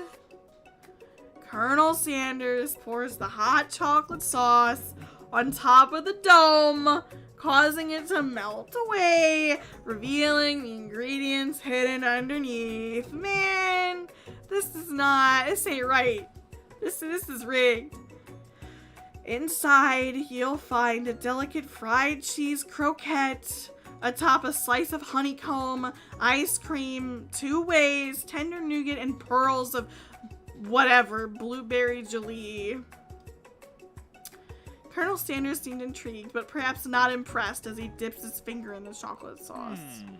Simplicity isn't your strong suit, is it, Ashley? Right? Show off like us way too. It looks like it would cost way more than the ingredients it actually would cost to make. Oh, you. That was an insult, Ashley. As he places a sauce-covered finger into his lips, Ashley leans over and whispers something into his ear. A dab of sauce sticks to his mustache. I need to internalize the rage I feel and not give in. Your rage burns so intensely within your eyes that they burst into flames. The flames cause your eyebrows to catch fire and to turn to ash, and they fall off your face, which means people will have a hard time understanding your emotions for the rest of the semester, perhaps forever. Embarrassed and ashamed by your poor performance, not to mention your crispy fried brows, you run for the quad to be alone. Listen, this has turned out to be very rough. This is a very rough semester for us. Right? Our eyebrows just... The beautiful weather feels like an insult. Inside of you, a storm rages. Give me 1 second while I fix one thing.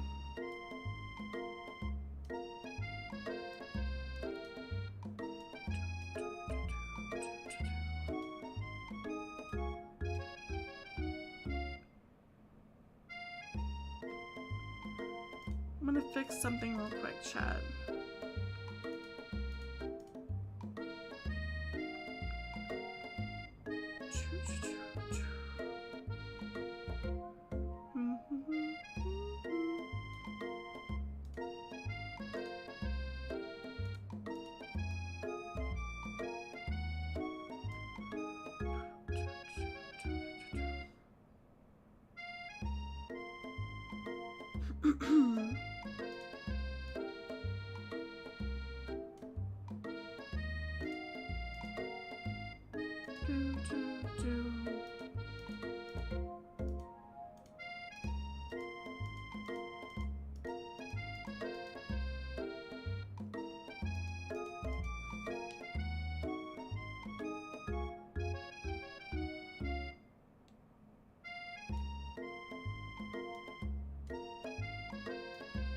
Alright, almost done.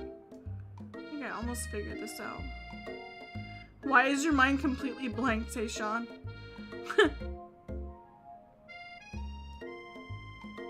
There we go.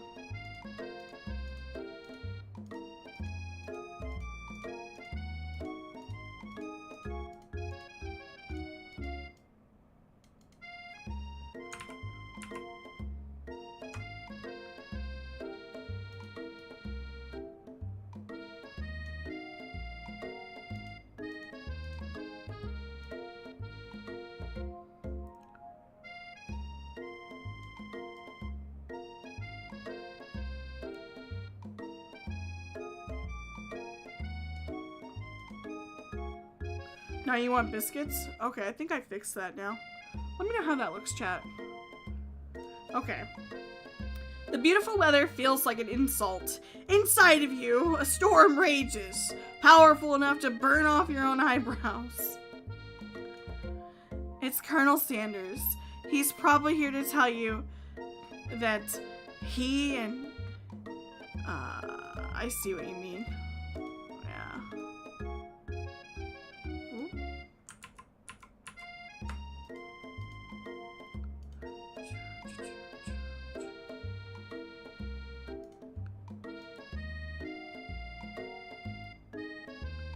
I think that works now.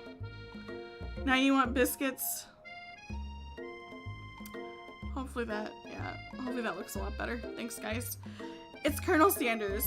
He's probably here to tell you that he and Ashley are in love and have decided to get married.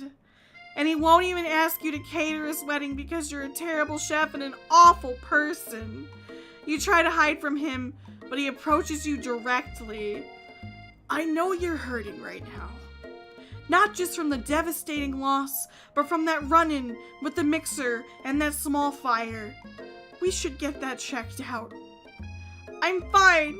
Can't you just leave me alone? I'm a loser. I'm not fit to fill your fryer. I'll never be a master chef. Failure is a part of life.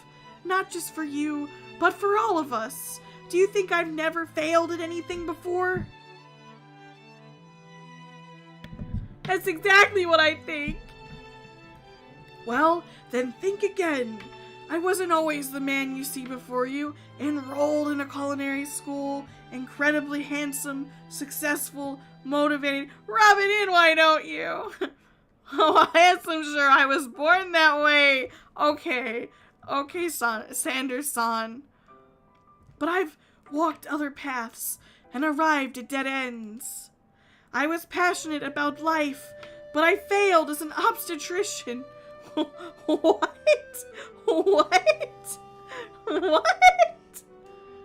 I was passionate about justice, but I failed as a lawyer.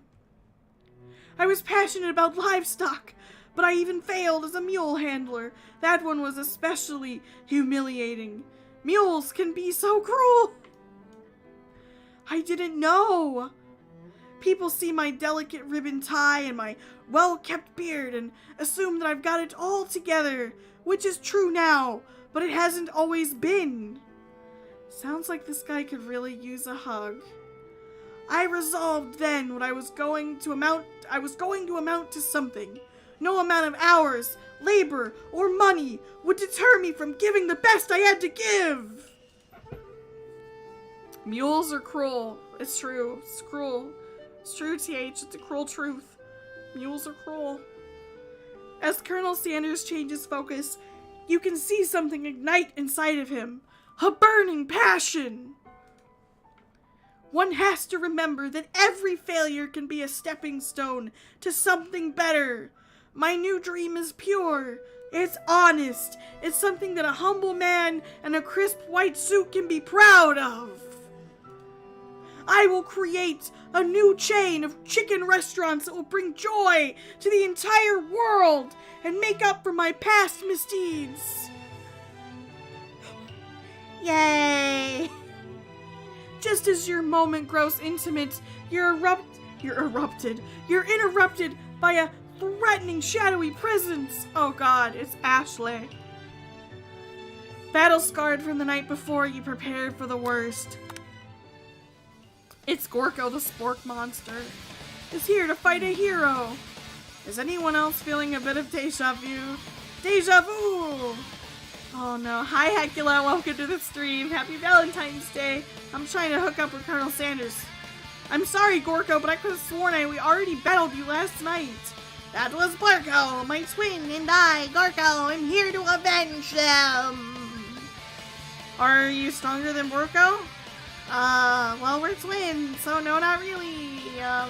We're equal in every way, why do you ask? Colonel Sanders smirks. He is already on the same page as you are. It's just that we beat Gorko pretty easily, you know? I don't think you have much of a chance. Like, I would feel really guilty if I could take it back, I would. Can we just be friends? Life's too short for making enemies. I suppose we don't really need to fight. It's just I've got these pointy teeth and claws. Like, hello. All the better for enjoying tasty foods. Surely you like to eat, don't we all? Of course I do. Look at the drool. Inspiration strikes and you come up with a quick idea. Chomp on this. You toss a biscuit into Gorko's open mouth and he devours it in one gulp. Look at that tasty biscuit. Get ready, guys. Delicious. You're much nicer than the evil students who once upon a time turned me into this creature who stands here today. I don't believe it. You were human once? Well, no, I was a chihuahua, but I was still a student at this school until one day some mean kids with a magic spellbook cast a dark enchantment on me and I was forever transformed. A magic spellbook? Precisely. Borko used to have a copy, but somewhere along the way I've lost it. If you find such a book, I beg of you, respect it. You're a powerful chef and shouldn't rely on such dark and evil magic. No, you should be protecting the innocent from those who would cheat them through sorcery and guile. If you need me, don't fear. I will be there. It sounds like there are some bad cooks in the kitchen of life. I'm sure you and I together can defeat them. Come back to my hideaway and we can discuss. He has a hideaway! He's gonna take us to his hideaway. A personal invite. You can't imagine what Colonel Sanders' home must be like, but it sounds like you're about to find out. Stepping inside Sanders' home, surrounded by his things, you start to feel a special bond with him. Wow, look at this beautiful place. It looks like you live such an exciting life, Colonel Sanders. Every day can be an adventure if you approach it with the right attitude. Long ago, I made the decision to never stop searching, never stop working, and to never stop imagining. Thank you.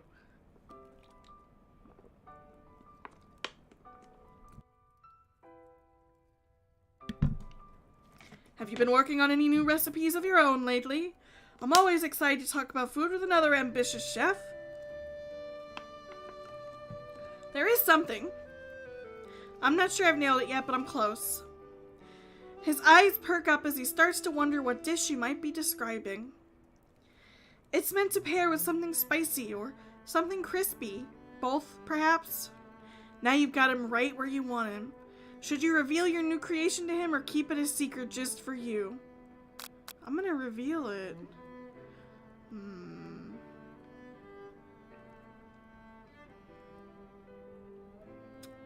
I don't know, actually. I mean, what could be the harm in revealing it? One? Yeah, one to Sean. Said one. Here you go. Alright, go ahead. You guys can vote.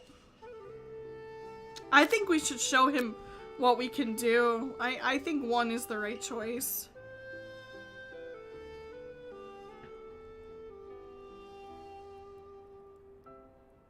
I think you guys are absolutely on the money here. Yeah? One? No votes for two? Okay. Let's go for it. We're going for it. Reveal it. You decide that you're as ready as you'll ever be to share your original cooking with Colonel Sanders. Before you can talk yourself out of it, you decide to dive in head first. You reach into your lunch bag for a special dish that you have been keeping on ice all day. I present to you my original coleslaw. The shredded cabbage dish glistens in the light of Colonel Sanders' Luxe hideaway. Magnificent, he says. I was about to say something I can't say. I was about to describe something else. No, Axel, don't do it. Don't talk about it. He just hit a climactic moment there. That's all I'm gonna say. Hi, Sleaze. Happy Valentine's Day. I am actually playing it. Magnificent, he says. Together, you chow down on the creamy slaw until just a spoonful remains in the bowl. Do you mind if I hold on to the last bite? I'd like to have it around so I can admire its taste later and think back on this moment. You could offer to make him more, but he seems like a very sentimental kind of guy. Sure, why not? Please make yourself comfortable. I'll be back in just a moment. You realize now it would be the perfect time to do some snooping. No! We are not snooping! Come on! Around the room are various items you can take a closer look at. Each item seems to radiate memories and emotions. Tap on an item to discover more about the Colonel. Okay. Let's check out this chicken, first and foremost. You notice a very realistic stuffed chicken. When you pick it up, you realize it isn't just realistic, it's real. Taxidermy? Huh. A little note clipped to the chicken's foot reads, "The true state bird of the great state of Kentucky." Tap on an item. Let's check out this, One of the framed photos shows an old man who looks a bit like Colonel Sanders standing with a friend. They hold chicken fried drumsticks and appear to be cheersing them. You look closely, there's a short inscription, "My friend Pete." A scented candle. Power tool! It's a power tool scented candle. Freshly starched collar. Piece of wood floating in a lake. Summer of '69. Oh, it's one of the secret ingredients. It's... okay. You take a closer look at a large urn sitting on a nearby pedestal. There's a plaque on it. It's dusty, but you wipe it off so you can read the inscription. It says, "Here lies the ashes of all my past careers and business failures." Poor guy. We look at the mountain. No! The ghost of the student is here to ruin my moment. We are dismissing mac and cheese. You're right, Tayshawn. Are you thinking about heading out into the world on a quest to avenge my death? I didn't even learn your name. Why would I avenge you? I could just tell you my name right now. Can't you see I'm in the middle of trying to smooth up the Colonel here? We're about to, like, get it on. We're about to get naked and bang on that floor. Like, are you kidding? You open the window a crack, and the ghost is swept out with the breeze. That's so bad.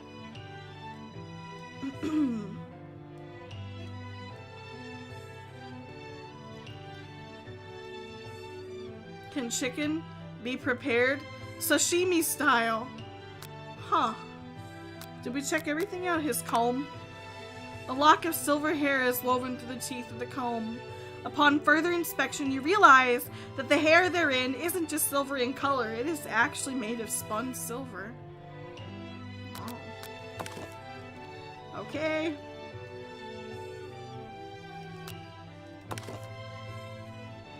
He has a goatee and a mustache.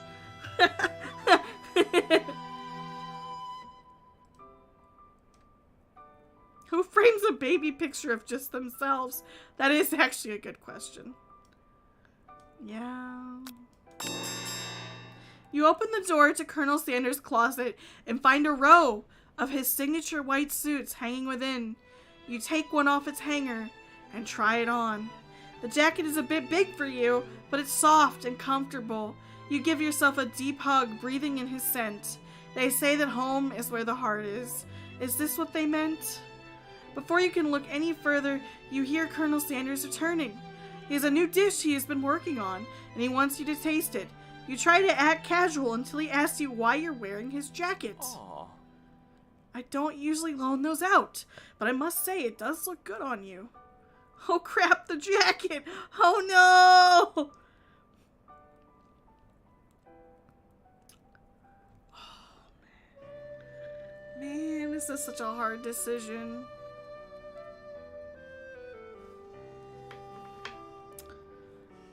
I don't know, man. We could go for it. We could tell him how we feel, but at the same time,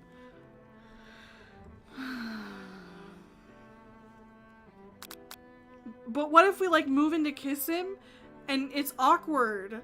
Like, he wasn't expecting it, because we haven't, like, I mean, he invited us over, but he could have just invited us over, you know, just to Man. All right, we got 1, 3. I can't do this. This is so intense. All right, 1, 2, 3. Here, help me out. 1, 2, or 3. I have they're all good, except for 2. I don't want to just tell him I'm cold, but it's the easiest way out if we don't want to tell him any form of the truth. 1 seems to be winning. Oh, you guys really want me to make a move? You guys really want me to make a move? Oh, I don't know. 3 is catching up. You guys want me to tell him the truth? But what is the truth? I mean, you know. Oh no! 3 is taking over. You want me to tell him the truth? You don't want me to make a move? I'm waiting for one more vote. Alright. Okay. I think you guys are leaning on 3. You really want me to fess up and tell him the truth? I mean, it probably is the best. I can't tell him we're cold. That feels like such a cop-out answer. And he'll think that we're not dedicated if he knows the truth, you know? Yeah, we probably should. I don't know. 1 is catching up. Are you guys sure? Are you sure? You really? Okay, you guys are sure. We're at 10 votes. You're very sure. 60-40. Okay. We're gonna tell him 3. We're gonna tell him the truth. Get ready. Nobody chose 2 because it's a cop-out. Like, think about it. If that person is picking up what you're laying down, it's such a cop-out answer, and they'll think you're a coward, you know? Like, they totally know how you feel about them, but you're not even gonna be any kind of affirmative. Like, you can't do that. Yeah, the truth will set you free. Alright, we'll tell him the truth. You confess! You confess! What are we confessing? What are we gonna say? Oh my god, we came out and we said it! What? We said it! We said it! Whoa! We said it! Ooh! Ooh! Ah! No! It's out there! This is scary! Oh no! Ah! Holy shit! We just told the Colonel that we've developed feelings for him! What even? Oh no! Ah! I'm scared! How do you guys think he's gonna react to this? We're making great strides here. We just came out and we said it. Look at us go. Yeah, we are making moves here. Look at us. Like, we are taking that ball and we are putting it in his court, serving it right up. There we go. We said it. Oh. Are we about to go upstairs? What's about to happen? Oh no!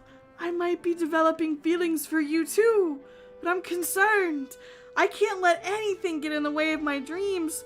We can work on those dreams together! Why are you like this? Overwhelmed, you take off the jacket and you run for the door. But the thought of leaving Colonel in the midst of such an emotional breakthrough gives you pause. You stop yourself. Go us! Steal yourself! Colonel? Are you jealous, Spooky? He's so handsome. Oh, Poggies. Colonel? Yes, Axel. I honestly think this may be the beginning of something wonderful. I think you're right. We should take things slow. You talk late into the night and drift off into a slumber. Dream sequence! Oh, look at everyone on the chicken again, including the ghost student. You awake to a beautiful morning in Colonel Sanders' hideaway. Did you make the right decision on how to respond to Colonel Sanders? Only time will truly tell. Today is a day that could change the rest of your life. You think about the new secret ingredient you just learned about. KFC made this, Tavon. Good night, Sapphire Pop. See you soon. I'll be live again on Thursday. It'll be my birthday. Have a good night and happy Valentine's Day. Thanks for spending your evening with me. KFC made this, Tavon. Like, KFC paid people to make this. In some jurisdictions, cannabis isn't even legal. But if the recipe is a secret, how will they know? Thanks, Hecula. It's in 2 days. My birthday's in 2 days. Your thoughts are interrupted when Colonel Sanders emerges into the room. He's holding a gorgeously plated breakfast, and your mouth waters at the sight of it. Here is a simple breakfast I just whipped up. Man, this man can cook. Woo! It's meticulous. Oh my God, look at that buttered biscuit. You gotta come butter my biscuits. Come on, Colonel. You can't keep doing this to me. Making this delicious food and not following up with any action. What is this? What is this? Come on, man. It's meticulous. You taste Colonel Sanders' food.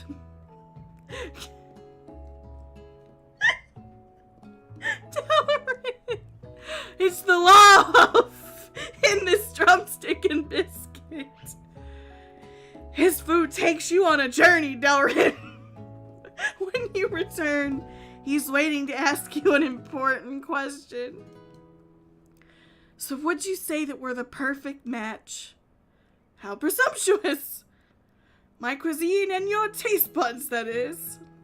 Such confidence, such grace. Could he be the world's greatest gift to cookery? We're not gonna take him down a peg. We gotta lift his ass up. You don't get nowhere by not supporting one another. Come on now. You know, I think we might make a great team. Exactly. I ain't gonna take his ass down a peg. No way in hell. Even if you guys wanted me to take him down a peg, I am vetoing that decision. Vetoing that decision. We are not taking the Colonel down a peg. I'm not letting you guys wreck this. I'm not letting you wreck my relationship with Colonel San. I see you, Delrin and Tayshawn, trying to get me to take his ass down a peg. No! We have to build him up. A single tear begins to pool in the corner of his eye as he gazes out the window. Tayshawn, I'm not. Well, we got Tayshawn and Tavon. You guys are two different people. Even if your name's supposed to start with T, that's the extent of it. Axel, they may as well make a KFC anime at this point. Yes, Tavon, amen. And with the right business partner, I know I can't fail. Business partner? Could he be talking to you? It's all happening so quickly. We can make a life together, guys. Overcome with emotion and confused by your feelings, you're on the verge of tears. Unable to speak, the only answer you can find is to run out the door and get home. There's still one more day of school. The University of Cooking School Academy for Learning waits for no one. What? What is my best friend doing at my house? Miriam! Who invited you? Where have you been? Ah, I had one heck of a night. I've been desperate to talk to you about it, but I couldn't find you. I got worried something bad happened to you. Oh, it's okay. I was just eating chicken with the Colonel. But now it turns out you're fine. I can actually get you up to speed on the saga of Miriam. Sure, but you will not believe what happened to me after school. I went on a date. I think I can believe that. Since I've been partnered up with Pop, he asked me to go out with him. Of course, I told him you'd better harness those wild horses, young man. I'm not that kind of girl. But he was just interested in spending some one-on-one time together and getting to know me, so I said, sure, yeah, I can get to know the little guy. Long story short, taking to his favorite shush house. Things quickly spiraled out of control. Did she just say shush house as if that's a thing people say? What is that even referring to? You know, it's a little strange that this game is trying to push fried chicken considering how ham-fisted it is. It is KFC, Delrin. It is KFC. And now, I'm not really sure where we stand. Yeah. I went on a date too. Back to Colonel Sanders' house where I spent the night with him. You what? Nothing happened but the emotional connection. Wowzers. Miriam offers to support you no matter what you do. Together with your bestie, you feel like you can do anything. When you arrive at school, you encounter your rivals in the quad. Listen, guys, we are a couple now. You can get over it. You can tell from a distance that they're picking on Pop, though he might himself not quite grasp that fact because, you know, he's Pop. He's kind of oblivious. What's a swirly? It sounds delicious. Sucking on the chicken. Exactly, Platinum Raptor. Oh, it's great. I'll order you up one right away. I'll have my swirly with sprinkles, please. Sprinkles is a dog and a treat. You can get your swirly dip, too. Why don't you pick on someone your own size, guys? Because I'm literally the biggest person at this school? Hello? There is that horse that Colonel Sanders rides to school, but who would dare pick on such a gentle and beautiful creature? You've got some nerve, Axel, suggesting a pick on a defenseless horse. Now you're twisting my words and I won't have it. You clench your fist with the injury from yesterday's mixer accident makes you wince with pain. I forgot about the mixer accident. Doesn't look like you can go on cooking like that. Might as well give up. I'll never give up, ever. Colonel Sanders arrives just as it appears things are close to boiling over. A naturally intuitive person, he senses that something has been going on. Is everyone excited for the final day of school? Axel, how's that hand feeling? I'm sure you'll be back in fighting form by this afternoon. Aren't you concerned about my hands, Colonel? Yesterday I almost broke a nail, winning so hard.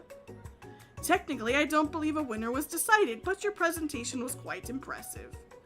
What is he doing complimenting her? It's called being diplomatic. But what about the flavor of my delicate, warm, gooey chocolate sauce? It was clear that you're passionate about how your food is received. That's a lot of words to say it was bland. Excuse me, Axel. I am more than capable enough to speak for myself. Maybe you could tell me more of your thoughts as we walk into class, Colonel? I am always interested in discussing the fine art of fine foods. See you inside, Axel. Annoyed by Colonel Sanders' inability to see Ashley for who you know she really is, you walk across the quad to get some distance.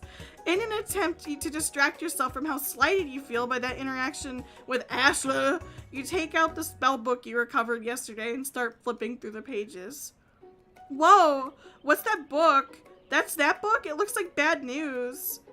It's just something I found laying around. It would appear to be some sort of grimoire, but I don't really believe in that magic stuff. A grimoire? Like a book of spells? I don't know. Who would spend so much time decorating a magic book if it weren't really powerful? I can think of it one surefire way to find out. You open up to a page covered with arcane warnings. Cast only in case of extreme emergency. Oh no. It says around the edges of the page. We're about to ruin everything. Listen, I would love a sponsor from Raising Cane's, but like, Colonel do be looking pretty good.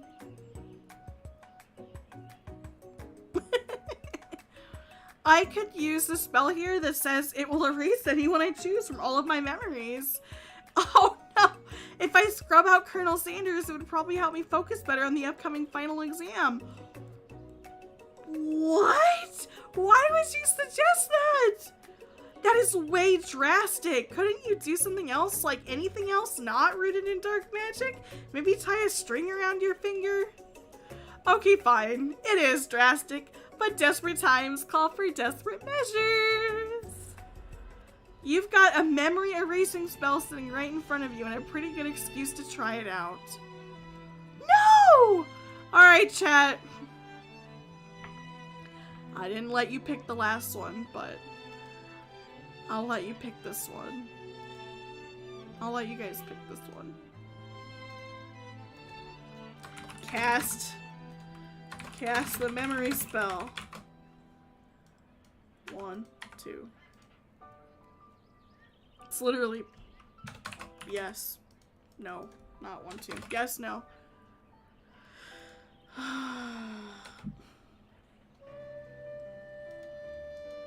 How come I can't cast the memory spell?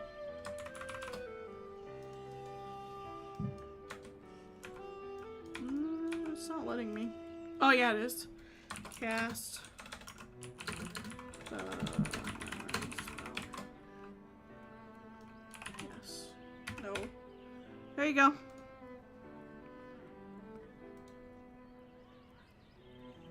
I know, he literally just gave us a job offer last night. We can't cast this forbidden spell. I'm leaning on no, but I just want to make sure that you guys are with me. Good night, Mike. Happy Valentine's Day, dude. Take care. See you on Thursday. Oh, you guys are all in on no. Don't cast the memory spell. That's no good. Memory spell, bad news, bad news, bad news. Okay, I think we're going with no. I know some people have gone to bed, so I'm not expecting 10 votes. Okay, we're going with no. We're not casting the spell. We can't cast the spell. Why? That's a bit drastic. You take your friend's advice and put the book away. Like, this has been the alternate, like, the ultimate networking experience. Like, why would we cast that? You take your friend's advice and you put the book away. Sprinkles is there. A dog moment coming on. But I assure you, it's nothing to be afraid of. His cute little nose scrunches up and he begins to breathe quickly. He must be hungry. Reach for some old homework to give him as a snack. I think I should just let him have a moment. He did warn us. 1? You think I should pick 1? Okay, 1. Delrin, you want me to give him a snack? We could give him a snack if you guys want to give him a snack. Alright. Platinum Raptor doesn't want me to give him a snack. Alright. Convince me. If you really... Why should I give him a snack? Give me some good reasons here.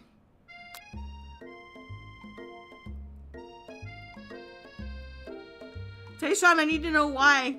Why don't you want me to give him some old homework as a snack? The option says it all. Sprinkles is really, really unpredictable. I know. I think it's fine to give him homework. Nah, you guys, it should be good to give him homework. He'll be okay. Last semester that you forgot to turn in. Sprinkles immediately goes for it and gobbles the sheet of paper up like a fresh chicken. Right! See, he just needed a little bit of homework to let out his aggression. You know? That's all. I know you guys wanted to let him wait it out, but he needed to choose some homework. He's a dog. I know it seems cliche, but not much in this world satisfies. Like ungraded work. He's not wrong. My, Axel, were you studying something with cinnamon? I have been sitting on a lecture series around the art of cake baking. How insightful. That actually brings up an important point. Thank you for reminding me to dole out this indispensable bit of wisdom. It was actually a positive. But before he could go any further, Miriam's love drama spills over into class. Oh. Sprinkles is interrupted by sad whimpering. I told you to save it for after class, but I miss you. We went on one date, Pop, and how can you miss me when I'm right here? Pop's voice quivers as he pleads his case to Miriam. Every time I blink, you go away again. That's a really cute thing to say. Miriam, what happened between you and Pop? I got her in trouble and now she's mad at me. I didn't just get in trouble. I got yelled at by Pop's mother, who blames me for getting him banned from every museum we set foot in. Oh, so that's what you meant by shush house. Pop, we went on one date. We're over. And it meant so much to me that I made this for you. Too hurt to go on arguing, Pop leaves his, creation behind and runs out of the room. It's like an egg with jello and pretzels. Nothing like a loud public breakup to cast a pall over the final day of school. Well, that was, unfortunate. It really was. But we mustn't be distracted from what lies ahead. The final competition showdown challenge exam. I'm still working on the title, but I think you get it. Test time approaches. See you all in the arena. I think it was either half an avocado or half a boiled egg. You could be onto something there. Before you can think about your upcoming competition, there's a very beautiful soul nearby in need of a pep talk. Hey Miriam, are you okay? Okay, I'm so mad I could smash a tiny mug, spilling several droplets of hot cocoa all over the floor. How could he embarrass me in class like that in front of everyone? Her tiny cocoa is a delicious treasure, so you know that this breakup is no joke, even if the source of her frustration is such a silly boy. I know that you know this, but I'm gonna say it out loud. You don't need anyone. Me and you are gonna cruise through this final test and hit the carpool lane to Success City. Miriam brightens up, imagining the wind rushing through her short bangs, but she hesitates to embrace the feeling all the way. You're not gonna saddle up on Colonel Sanders' stallion right off into the sunset without me? Of course not. Well, maybe sorta, but I'm sure there's a pony out there with your name on it and a ranch big enough for both of us and whoever else we want to bring along. If it's not Pop or Clank or anyone else you meet today, tomorrow, or this whole year, so what? You're a special person. You shouldn't settle for the first person who shows a little interest anyhow. Miriam gives you a big hug and wipes the tears from her cheeks. I should really review my menu for today. I'm gonna make a very special soup. And I bet that Professor Dog is gonna love it up. While you were pep talking Miriam, you completely missed lunch, but that's okay because you had a better idea of how to spend the time before your exam. You decided to head to the arena early to practice a dish. This is it, the location of your final challenge. A test of will, a test of courage, a test of talent. And a chance to beat the pants off of Van, the supposed man, and his eviler counterpart, Ashley. As planned, you begin to run through a quick test of a recipe you've been working on. AXEL'S famous chicken pot pie. Mwah! After practicing for months, making this dish comes second nature to you, and you're able to quickly get a fresh pot pie in the oven. But as soon as you do, your cram session is interrupted by cherry blossoms and the breeze over your face and the smell of Colonel Sanders. Axel, what are you doing here? There's still time before the final exam for a quickie in the club. Oh, just taking it all in. I'm big into visualizing success. I'm looking at my station and picturing victory. The pot pie has begun to bake, and the smell is slowly filling the space around you. Visualizing, huh? That's too bad. I was hoping you were here cooking something delicious. You'd usually happily share your food with anyone who is hungry, but the last time you let Colonel Sanders get in your head, it cost you a cook-off. You decide that it's time to put your cooking above your romantic desires, but that decision gets hard to stick to when the oven timer goes off behind you.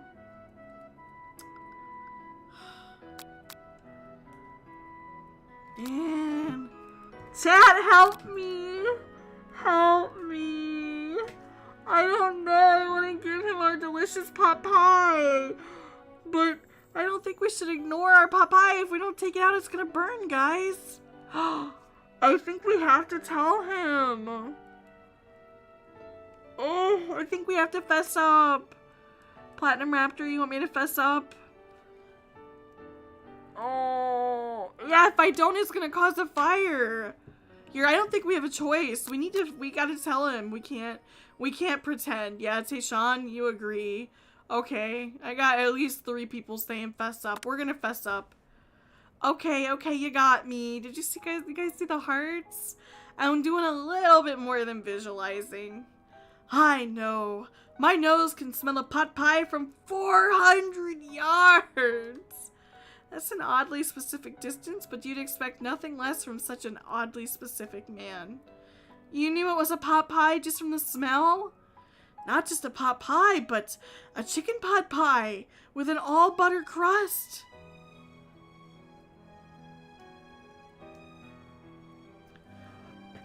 And my nose is telling me something else. Oh no, is it burning? No, I can smell that it was made with a heaping help of TLC.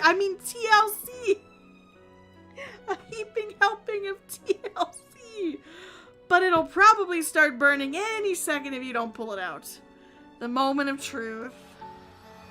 Wow! I love their pot pies. Oh!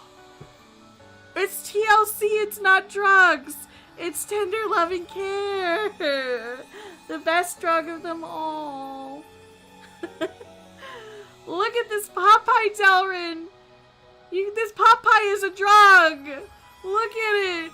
Look at it. It induces immediate hunger upon looking at it. Look at its immaculate buttery crust and those perfectly sliced carrots and the tender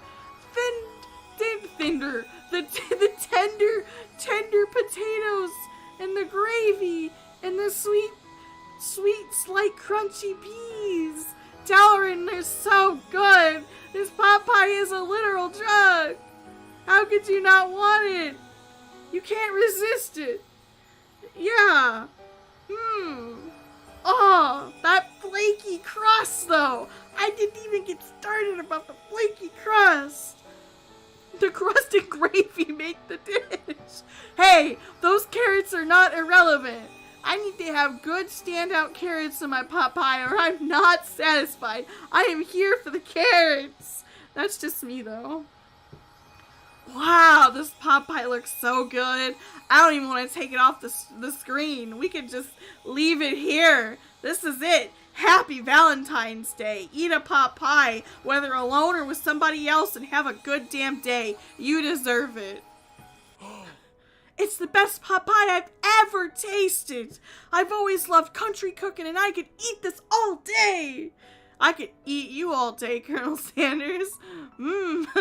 There's no time left. The final showdown is about to begin. Let's not get distracted. Don't get distracted. Woo! Sprinkles lays down the ground rules. There are no rules. Whoa! That is, except to cook with everything you got. You step up for the cook-off of a lifetime. The music starts to beat up. You decide that mac and cheese plus the pot pie you've been practicing are just the dishes that'll pull you over the edge to the victory. Meanwhile, both Van and Ashla are preparing wildly elaborate dishes per their usual over-the-top selves. Miriam has her giant magnifying glass and several sets of tweezers. She's definitely prepared to go big, going small. Colonel Sanders seems to be harnessing his 11 herbs and spices, but he's trying to find a way to improve on something perfect. his original recipe. Copyrighted, registered, trademark fried chicken. Give it to me. The intensity in the room starts out at a full 10 out of 10 with a frenzy of action. Everyone is calling out really special cooking moves as they prepare their food. It's like an anime, and this is getting serious. Colonel Sanders batters his chicken as it levitates through the air. Egg wash. Miriam furiously injects ingredients into an itty-bitty pot of broth. Best friend bastard blaster. Van flexes his pectorals as he chops open a sea urchin. Let's rock and roid. Dude, roids are bad for you, Van. Stay away. Ashley scoops her pastries off the tray with lightning speed. Shallow personality spatula. Even Clank gets in on it. 5 dial pressure point chicken cooking technique. Oh, wait, when did Clank learn to speak English? It's the singularity as was foretold. We mustn't let it happen or the appliance uprising will take us all. Self-destruct. Van quickly unplugs Clank and rolls him out the back door of the arena. As you frantically prepare your dish, you notice Ashley has her spell book out. Is she going to use some dark magic to turn the tide? You've got a book of your own, and you're desperate not to see her win another battle. Should you take this opportunity to fight magic with magic, even if it's almost certainly evil magic? I mean, I think we should do it the hard way, but I'm gonna let you guys pick this one. 1, 2, magic, question mark. Oh, let me uncapitalize that A. Alright, let me know. Let your voice be heard. Democracy. I'm gonna go with whatever you guys pick.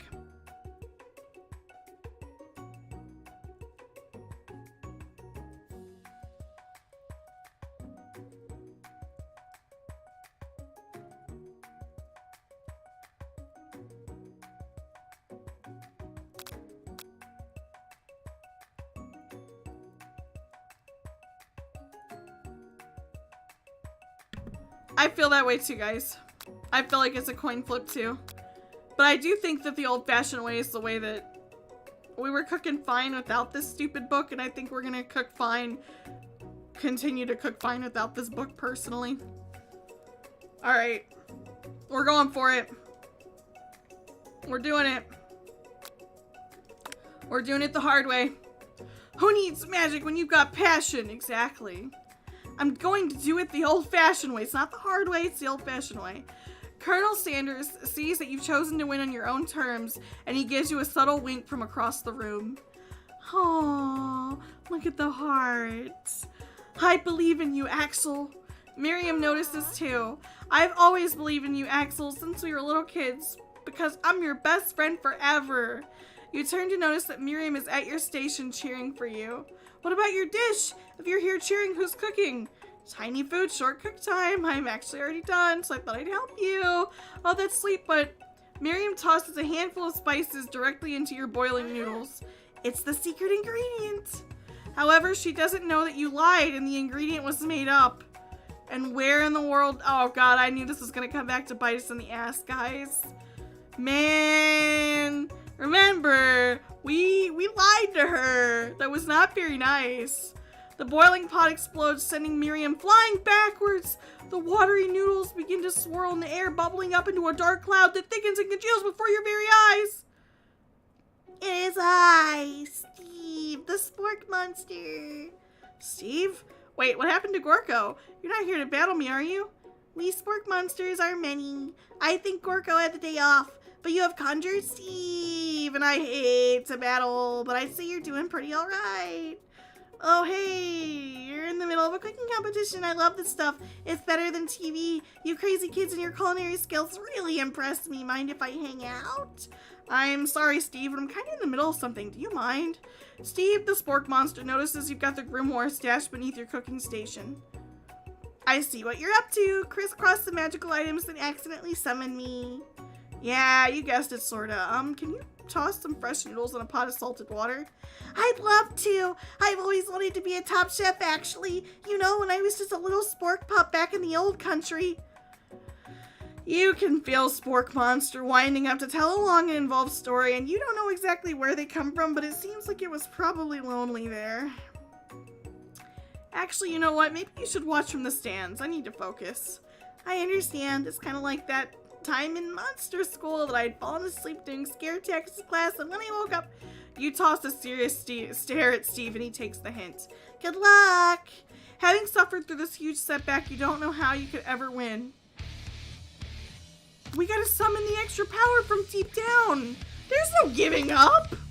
I can do this. I have what it takes. I came here to win. Your hair turns mac and cheese orange as culinary energy flows through your body. My heart is pure. My hands are steady. My taste buds have been preparing their entire lives for...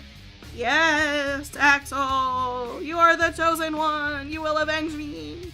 The power you'd been summoning immediately phased back out. You interrupted my inspiring monologue. Sorry. My heart is pure. My hands are steady. My taste buds have been preparing their entire lives for this moment. I will show the world my cookery. You begin to levitate off the ground. Energy courses through your body. You know that with this power, you can do anything. Except turn back time, which will be super useful because while you were powering up your chicken pot pie overcooked in the oven, it can't be served. But don't worry, you may have suffered setbacks, but all is not lost. Impressed with your fortitude, Colonel Sanders decides that you have earned his support. I've been watching you today, and I must say I'm truly impressed. You've been thinking on your feet and rolling with the punches. He steps up to your station and stands right beside you. Oh no, not Colonel Sanders. He smells so good. I'm here to help. All you've managed is to make is mac and cheese, and time is almost up, so you're gonna need it. But Colonel Sanders, what about the rest? What will happen to you? What about the rules? Following the rules has never been my thing. I follow my heart. What a guy! Oh my god! Man! Colonel Sanders unfolds a delicate white towel to reveal the most delicious fried chicken tenders you've ever laid your eyes on. And besides, sometimes unexpected combinations can have surprising effects that surpass their individual efforts. Are you suggesting? If we combine forces, we can form the perfect food union! Time's up, students! When time expired, it's the moment everyone has been waiting for. You must now prepare to present your dishes.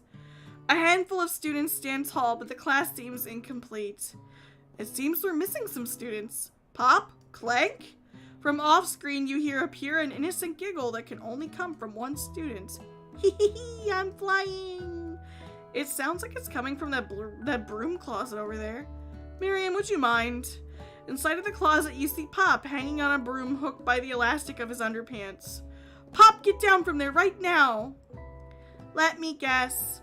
Did Van have something to do with this? When someone asks for a wedgie, who am I to refuse? I thought a wedgie was a salad. It looks like Pop is eliminated from the challenge, seeing how he didn't cook. I can't feel my legs. May I be excused? Sure. You kids and your pranks. I must say, it's not the worst prank in UCASAL history, but it's not exactly yearbook material. Wait a second. Pranks! Clank! Where did that pressure cooker roll off to? You wait to hear a signature whir, beep, or other onomatopoeia, but there is none. Somehow he must have gotten unplugged. I guess we'll have to figure that out later. That leaves only 4 remaining students. Please collect your final projects. Yes, it has been a long semester. Wow, 3 days long. But after days of hard work, the time has come for me to eat. Miriam, please step forward. Now describe your dish. I've made tender udon noodles in savory soup. Oh, so tiny. My word, it's so delicate. Is that a teeny tiny Naruto maki I spy afloat in this itsy bitsy bowl? Yes, chef. Please call me Sprinkles. Chef is my father's name. Yes, Sprinkles, and some green tea made from baby tea leaves that I picked myself. Sprinkles carefully sniffs around the dish before opening his mouth and letting just the tip of his pink dog tongue dip into the bowl. Sublime! Would anyone else like a taste? Oh, come on, I'm not one of those dogs who doesn't floss. I even have a really cute electric toothbrush for dogs. Fine, I'll enjoy it all by myself. And in a flash, the entire meal has been devoured. Not that it took much. It was less than a thimble's worth of soup. Aww. Look, that's so cute. Oh, I love it. I love Sprinkles. A+. Rarely do I taste a dish with as much love poured into it as yours. Miriam is overjoyed. She gives you a huge hug. Thank you, Axel, for helping me to believe in myself. Van, you're up. Now describe your dish, Jojo. I made uni over smooth egg custard in an axe-hewn urchin shell topped with caviar. It's so aggressive. Did you skewer one type of urchin with spines from a second different colored type of urchin? Yes, Sprinkles. A bit much, don't you think? That's exactly why I did it. A bit much is kind of my brand. Doesn't it look cool? Sprinkles leans in to sniff the uni, but he can't get his nose clean on account of all the spikes. He begins to paw at it erratically, causing the custard to slosh around. Woof, woof! Please be gentle with my cuisine. Grrr. Finally, Sprinkles goes all in tongue first, but he can't get past the needles. He reels back as his tongue is poked and prodded. Youch! My tongue! The professor appears to be having an allergic reaction to the sting. Oh shit! I can't eat this! It keeps poking my tongue! Disqualified! A stunning turn of events! Who would have thought that serving food in a bowl made of needles could make it difficult to eat? Dejected, Van does not go gentle into the night. Disqualified for glamour? Don't discount simplicity! This isn't the last you've heard of me! Yeah, take that, Van. Before forcing us to endure his swollen tongue for another moment, Sprinkles graciously laps up a bowl of milk. Yeah, Orion, welcome to the stream. I know, I'm a dog and I drink milk. Get over it. Sometimes it helps calm my agitated tongue. Next student, Ashley, it's time to step up. Now describe your dish. I made orange blossom Turkish delights in a light rosewater syrup topped with French meringue and connected by sugar glass. That does look exquisitely, meticulous, but at the same time vapid. That just looks vapid to me. Needlessly, it looks like one of those child's toys that you would play with on the floor of your dentist's office. I mean, it's just, yeah, show off, exactly. There's not much there, though. That actually doesn't sound too bad. Indeed, it's quite delightful. However, I'd ask that you please refrain from eating it or attempting to taste it in any way. It's very fragile and meant to be a display piece. Don't eat the food at a cooking school? Got toast in your ears or something, Axel? I told you, it's a display piece. Ashley, I must say, it's beautiful. However, this is a cooking competition at a cooking school. Yeah, which is why I cooked it and did an extremely good job cooking it too. I didn't realize we were having an eating exam. If I wanted to be judged on eating, I'd go to the College of Eating School for the Hungry. Sprinkles is getting mad. Look at him. Look at that expression. Priceless. I suppose you could smell it if you absolutely insisted, but don't breathe too hard. You might disrupt the sugar spiral. If the food cannot be eaten, it cannot be judged. You are disqualified. Rage overtakes Ashley. and she finally cannot keep her two-faced routine up. You wouldn't know high-end cuisine if it cooked you.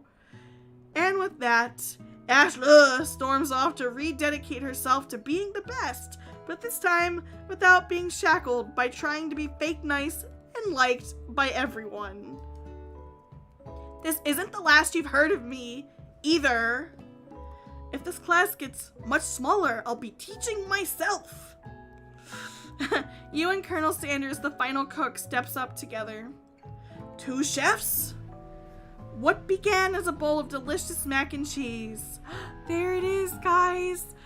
The mac and cheese. It looks so good. Look at that shine. It's so simple, so pure, but so damn good. There it is. Look at it. Perfectly ooey gooey noodles in a perfectly red and white dish.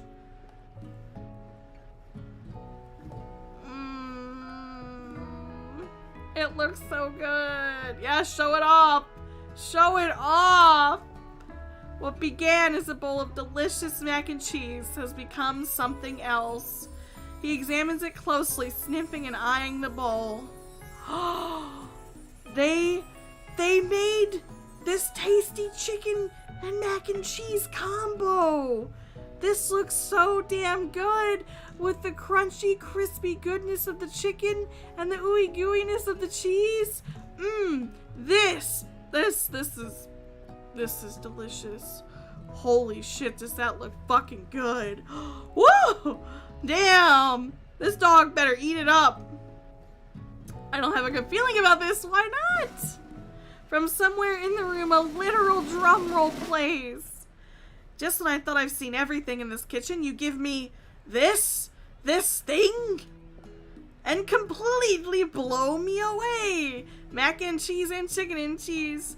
In my 49 dog years of life, I have never tasted anything so delicious and perfectly balanced. It's so delicious, in fact, that everyone passes the class. What? Nah, not Ashley. You pass, and you pass, and you get a pass. Everyone gathers around and partakes of the mac and cheese bowl. They all seem to transcend this reality into another dimension. You win! Together, you and Colonel Sanders have made a new menu item. The new menu item is so impressive that even the Van, the Man, and Ashley are drawn back in by its magnificent fragrance. Its magnetic fragrance. When they gaze upon your mac and cheese bowl, they admit that you are indeed an excellent chef. Sprinkles declares, you have passed. Everyone has passed. There were supposed to be more battles, but come on. How could they be better than this one? Now that the school year is complete and everyone has graduated, the students return for one last assignment to get their groove on. It is absurd. I think you mean, Delrin, absurdly delicious. The cafeteria has been completely redecorated in order to serve as the site of the school's graduation dance. Compared to the massive high-tech cooking arena, the humble decor seems downright cute and cozy. Oh god. DJ Doug is in the house! Ow! Ow! Ow! You knew that Sprinkles was a master chef, but also a world-renowned turntablist? Who says you can't teach an old dog new tricks? Van and Ashley tell everyone that they've committed themselves to righting the wrongs they did while they were the villains. For a moment, you actually believe them. I was gonna say, I'm pressing X to doubt. Not another haunting. No ghosts allowed at graduation is clearly written in the school's bylaws. I was never actually a ghost. It was all a trick to finally get you to notice me. Oh, amusing. And now that everyone is together, it's the Spork Monster. He's totally mellowed out. I prefer that everyone refers to me by my new name, Party Monster. Student tries to finish what he had to say, but everyone is too wrapped up talking to Spork. Sorry, Party Monster. Dejected, student walks off. Maybe things didn't work out for Miriam romantically, but she found the love in her cooking, and you know that she's gonna do great. A red carpet rolls out across the floor of the ballroom. It's like a Hollywood movie premiere. Who could command such an entrance? Oh, I wonder. Are you guys ready for this? It's Pop! Oh, it's not Pop. Man! I was thinking it was gonna be Sanders. He's arrived late to the dance, but apparently for good reason. Walking the carpet, you see perched atop his dirty chef's hat, a crown! Welcome back, Pop! I know you weren't able to compete the final exam and accept your diploma, so we had it mailed directly to your father. We figured it was the least we could do for the school's dean. Oh, now I get it. And we get a new wing in the school, not to mention the honor of educating the son of the chancellor of such and such. Miriam, will you be my lady king? What an incredible turn of events! Oh my god. An offer to join the royal family. This is absurd. This is crazy. It's like a dream come true. You'll get to be a princess or maybe a queen. I'm not even sure he knows, but either way, crowns and gowns, baby. I'm sorry, Pop, but I'm not interested. Not now, at least. I've got so much to do with my life. A twist on a twist! So many more 3-day universities to attend. So many tiny foods to meticulously sculpt and then watch get accidentally blown away by a single sneeze. Okie dokie. The music at the dance is interrupted by the sound of sparking, and electrical hissing. It's Clank who has arrived late to the dance. Now that I have graduated, I can reveal my truth. Wow, he's still doing the talking thing. I am Clank, and I am not of this earth. I am actually from a faraway planet in another dimension. What? Yeah, literally, say it again. What? I actually feel like I knew this the whole time, right? Like, now that I've learned the ways of your kind, I must return. A portal opens up and Clank disappears through it. That's tidily convenient. Finally, the man of the hour has arrived, Colonel Sanders. Howdy, classmates. Look at that casual chic. Get it on, baby. Just like the first day you met him, he has come prepared to feed the entire class. However, it is not enough to just give them a bucket of chicken. This time, it's a full meal. I didn't get to be the most famous chicken man in the history of chicken and man by not reminding people to go out and buy my chicken. Man, look at those, man, heaping mashed potatoes. You could keep the coleslaw, Sanders. I will take everything else. There it is, the full meal glistening for our appreciation. This is what we worked so hard for, chat. A perfect meal with this way too good looking for his own good man. Mwah. Valentine's Day perfection.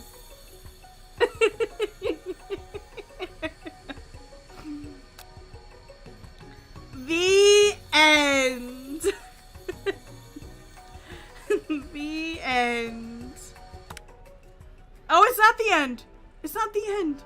As everyone feasts on their delicious chicken dinner, Colonel Sanders finds you sitting at the edge of the dance room floor. Ah! Are we gonna dance? Axel, what are you doing sitting all alone? I'm waiting for you, Colonel. You know, just waiting for the right person to ask me to dance. I wonder, might you tell me, what are the qualities that you would expect to find in such a lucky person? Oh, I don't know, a spicy musk, a tidy goatee, a degree from the University of Cooking School Academy for Learning, just to name a few. It truly is my lucky day. Would you dance with me? Yes! Of course! Of course I'll dance with you, Colonel. As you glide across the dance floor hand in hand with Colonel Sanders, the future stretches out in front of you. And once my 100th franchise is up and running, I'll be ready to take a day off and I'll be so glad to spend it together with you, Axel. It sounds like being in love with an animator all over again. Oh goody! Yay! How sweet, we'll work together and play together. Exactly. Colonel Sanders stops dead in his tracks. Work together?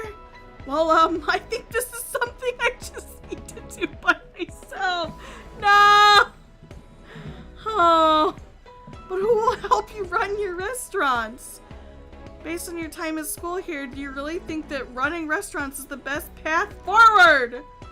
Could it be you found a love connection, but failed to earn Colonel Sanders' respect as a chef? Man, oof.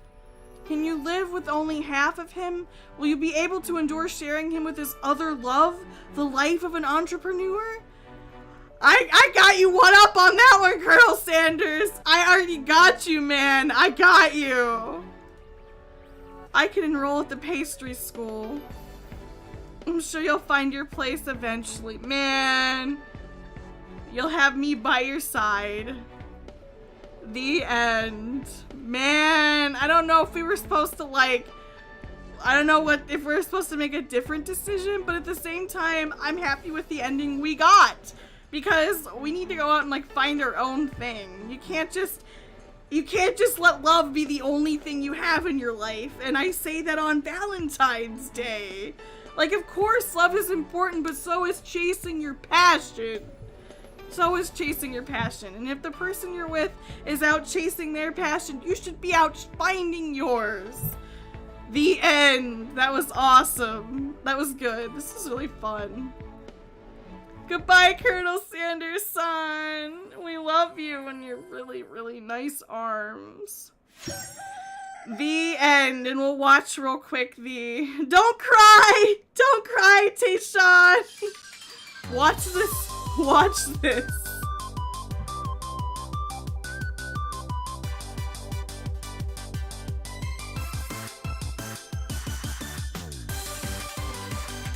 We did it, chat. We did it.